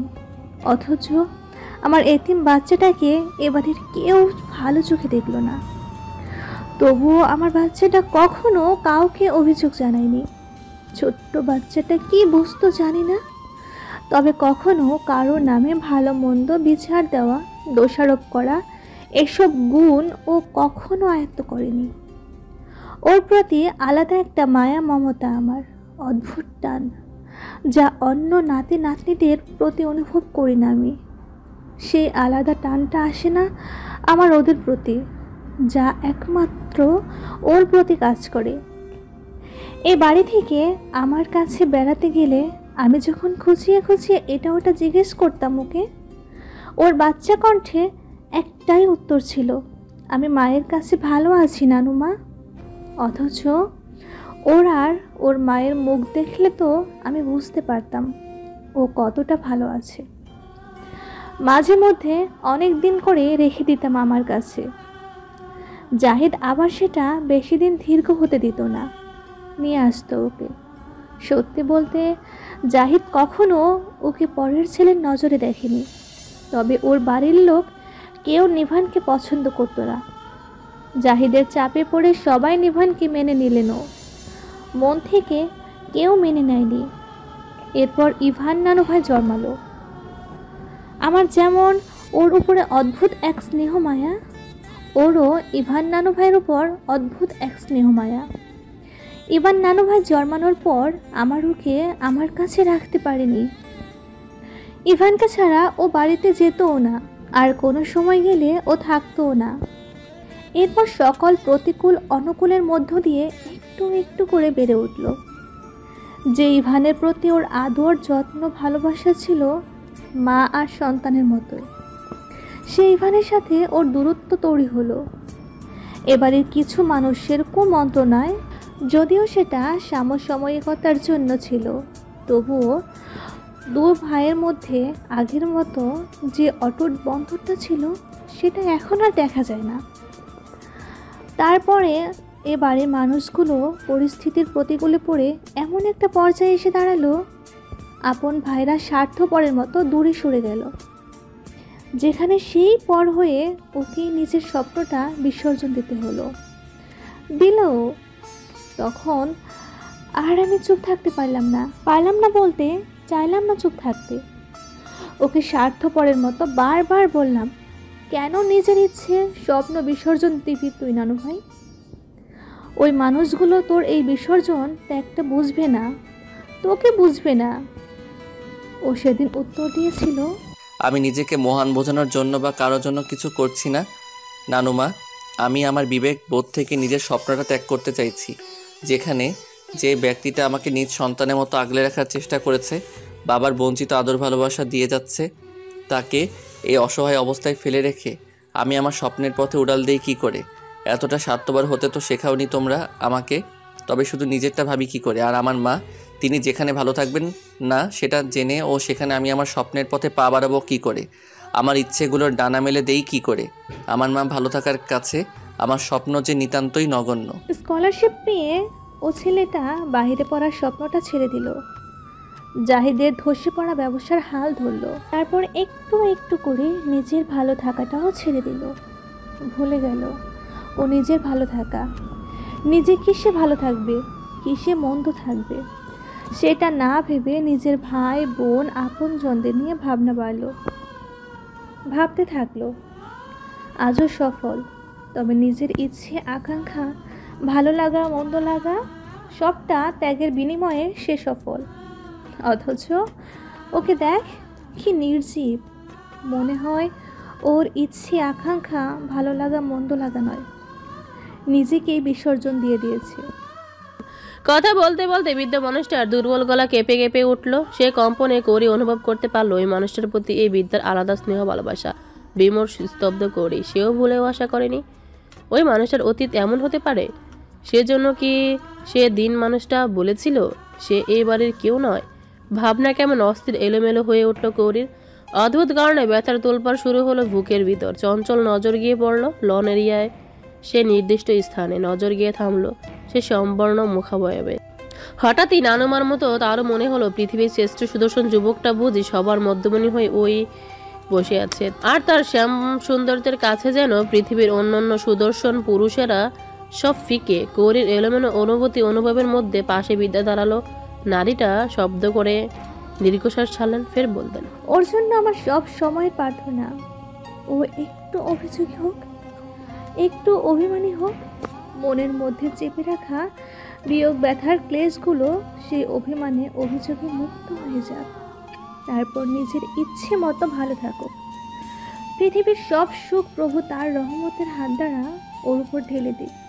ও এমন একজন জীবন সঙ্গিনী পাক সে যেন ওর সমস্ত অপূর্ণতা পূর্ণতায় ছেড়ে দেয়, ও সকল অপূর্ণতার পূর্ণাঙ্গিনী হয়। আজ তন্ময়ের মেহেন্দি অনুষ্ঠান। ইভানদের বাড়ি থেকে যখন অনুষ্ঠানের সকল আয়োজন নিয়ে ও বাড়ির পথে রওনা হবে সবাই, তখন ইভানকে ফোন করে জানিয়ে দিল সে মেহেন্দি অনুষ্ঠান করতে চায় না, এমনকি হাতে মেহেদি লাগাতেও ইচ্ছুক নয়। ইভানও অসন্তুষ্ট হলো। মেয়েটাকে এত করে বোঝালো অথচ মেয়েটা তাকে বোঝার চেষ্টাই করলো না, বুঝলই না তাকে। দগ্ধ হলো মন। সে কি করবে? হঠাৎ বুঝে উঠল না মেয়েটাকে ছেড়ে দেওয়া তার পক্ষে কখনো সম্ভব নয়। আর এখন এই পরিস্থিতিতে এসে মেয়েটাকে মাছ দরিয়ায় দাঁড় করিয়ে তো আরও কখনো নয়। দুজনের মধ্যে তর্ক বিতর্ক হলো। ইভান পুনরায় তন্ময়কে বোঝানোর চেষ্টা করলো, তবুও কাজ হলো না। তন্ময়ের একটাই কথা, মেহেন্দি অনুষ্ঠানে জন্য কেউ যেন ও বাড়ি থেকে তাকে মেহেন্দি পরাতে এই বাড়িতে না আসে। অসহায় বোধ করলো ইভান। কি করবে সে এখন? কিভাবে তন্ময়ের এসব জেদালোপূর্ণ অযৌক্তিক কথাটা বাড়িতে জানাবে? কথা শেষ করে কল কেটে দিয়েছে তন্ময়। হাতে থাকা ফোনটার দিকে দুর্বল নজরে বেশ কিছুক্ষণ তাকিয়ে দীর্ঘশ্বাস ছাড়লো ঘন ঘন। ক্লান্ত শরীরের ন্যায় বসে পড়লো নিজের বেডে। মাথার চুলগুলো দুহাতে খামচে ধরে বেশ কিছু সময় ভাবলো সামনের চলা দিনগুলোতে কি আছে ভাগ্যে এটা তার জানা নেই। তবুও তন্ময়কে কোনো মূল্যে ছাড়তে চাওয়া বা ছাড়া তার পক্ষে সম্ভব নয়। জোরে সোরে তপ্ত নিঃশ্বাস ছেড়ে উঠে দাঁড়ালো সে। গমন পথ বাড়িয়ে দিল মায়ের কাছে যাওয়ার পানে। নিহারিকা বেগম তখন রান্নাঘরে ব্যস্ত হতে কর্মে লিপ্ত। মায়ের কাছাকাছি গিয়ে দাঁড়ালো ইভান। বরাত গলায় ডেকে উঠল, আম্মু। কণ্ঠ যেমন কেমন শোনালো। উদ্গিন্ন হয়ে কপাল কুঁচকে ফেলে নিহারিকা বেগম তড়িৎ কাজের হাত থামিয়ে জিজ্ঞেস করলেন, কি হয়েছে, কিছু বলবি? ভেতরে ভেতরে ইভান ইতস্তত বোধ করলো, তবুও বলতে তো হবে। তার মনে দ্বিধা কাটিয়ে বলল, এ বাড়ি থেকে মেহেন্দির ডালা নিয়ে ও বাড়িতে না পাঠালে হয় না? এই কেমন কথা ইভান? যদিও এই আচার অনুষ্ঠান কড়াকড়ি নয়, তবুও মেহেন্দি অনুষ্ঠানটা বিয়েতে মানা হয়। আর যেখানে সবাই যখন মনসুর করেছে ও বাড়িতে যাবার জন্য, সেখানে হঠাৎ না মানাটা কেমন দেখায়। আর ওরা অপেক্ষা করছে, সেখানে না যাওয়াটা কতটা যৌক্তিক? সব কাজে ছেলে মানুষই করলে হয় না ইভান? আর মেহেন্দির ডালা নিয়ে ওরা যাবে, তোর সমস্যা হচ্ছে কোথায়? সমস্যা আমার নয়, সমস্যা তোমার ছোট বউয়ের। কথাটা মনে মনে কঠিন গলায় আওড়ালেও তন্ময়কে দোষী করতে চাইল না, তাই ইনিয়ে বিনিয়ে বলল, আমার সমস্যা নেই, তন্মীর কথা ভেবে সব বলছিলাম। মেয়েটার মানসিক অবস্থা আগের ন্যায় নেই। ও বলছিল এত উচ্চ করে মেহেন্দি অনুষ্ঠান করার দরকার নেই, বিয়ে যখন হচ্ছে মেহেন্দি এমনিতেই পরে নেবে।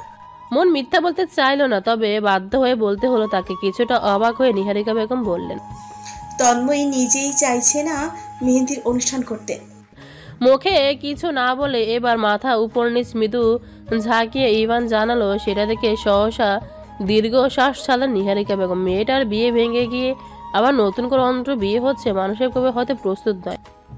একজনকে নিয়ে একরকম ভেবে রেখেছিল, এখন আবার হঠাৎ আরেকজনকে নিয়ে ভাবতে হচ্ছে। তাই হয়তো এইসব আচার নিষ্ঠা বিশেষভাবে ভালো লাগছে না। নিহারিকা বেগম ওনার মতো বুঝে আপাতত সবাইকে তন্ময়দের বাড়িতে যাওয়া থেকে আটকে রাখলেন। তিনি কথা বলবেন তন্ময়ের সাথে। যেভাবেই হোক বিয়ে যখন হচ্ছে, আচার অনুষ্ঠান তো করতে হবে। এসবে বাড়ির সম্মানও জড়িয়ে আছে। বুঝিয়ে শুনিয়ে ব্যবস্থা তো একটা করতেই হবে, না হলে এ বাড়ির সম্মানের ব্যাপার তো পরে। মেয়েটাকে কটুবাক্য শুনতে হবে, নিন্দিত হতে হবে। তিনি হাতের কাজ ফেলে ছুটলেন ইভানের কাছে। যদি মেহেন্দি অনুষ্ঠান হয় তবে ছেলেটা ঠিক তন্ময়ের দিকটা সামনে নিতে পারবে। যেখানে ও বাড়ির সাথে আগে থেকে নিবানের একটা দারুণ সম্পর্ক আছে। আর যদি মেহেন্দি অনুষ্ঠানটা না হয় তবুও ছেলেটা সমাজের না কুচু মানুষের উল্টোপাল্টা বলা বা ভাবা থেকে দমিয়ে রাখতে পারবে।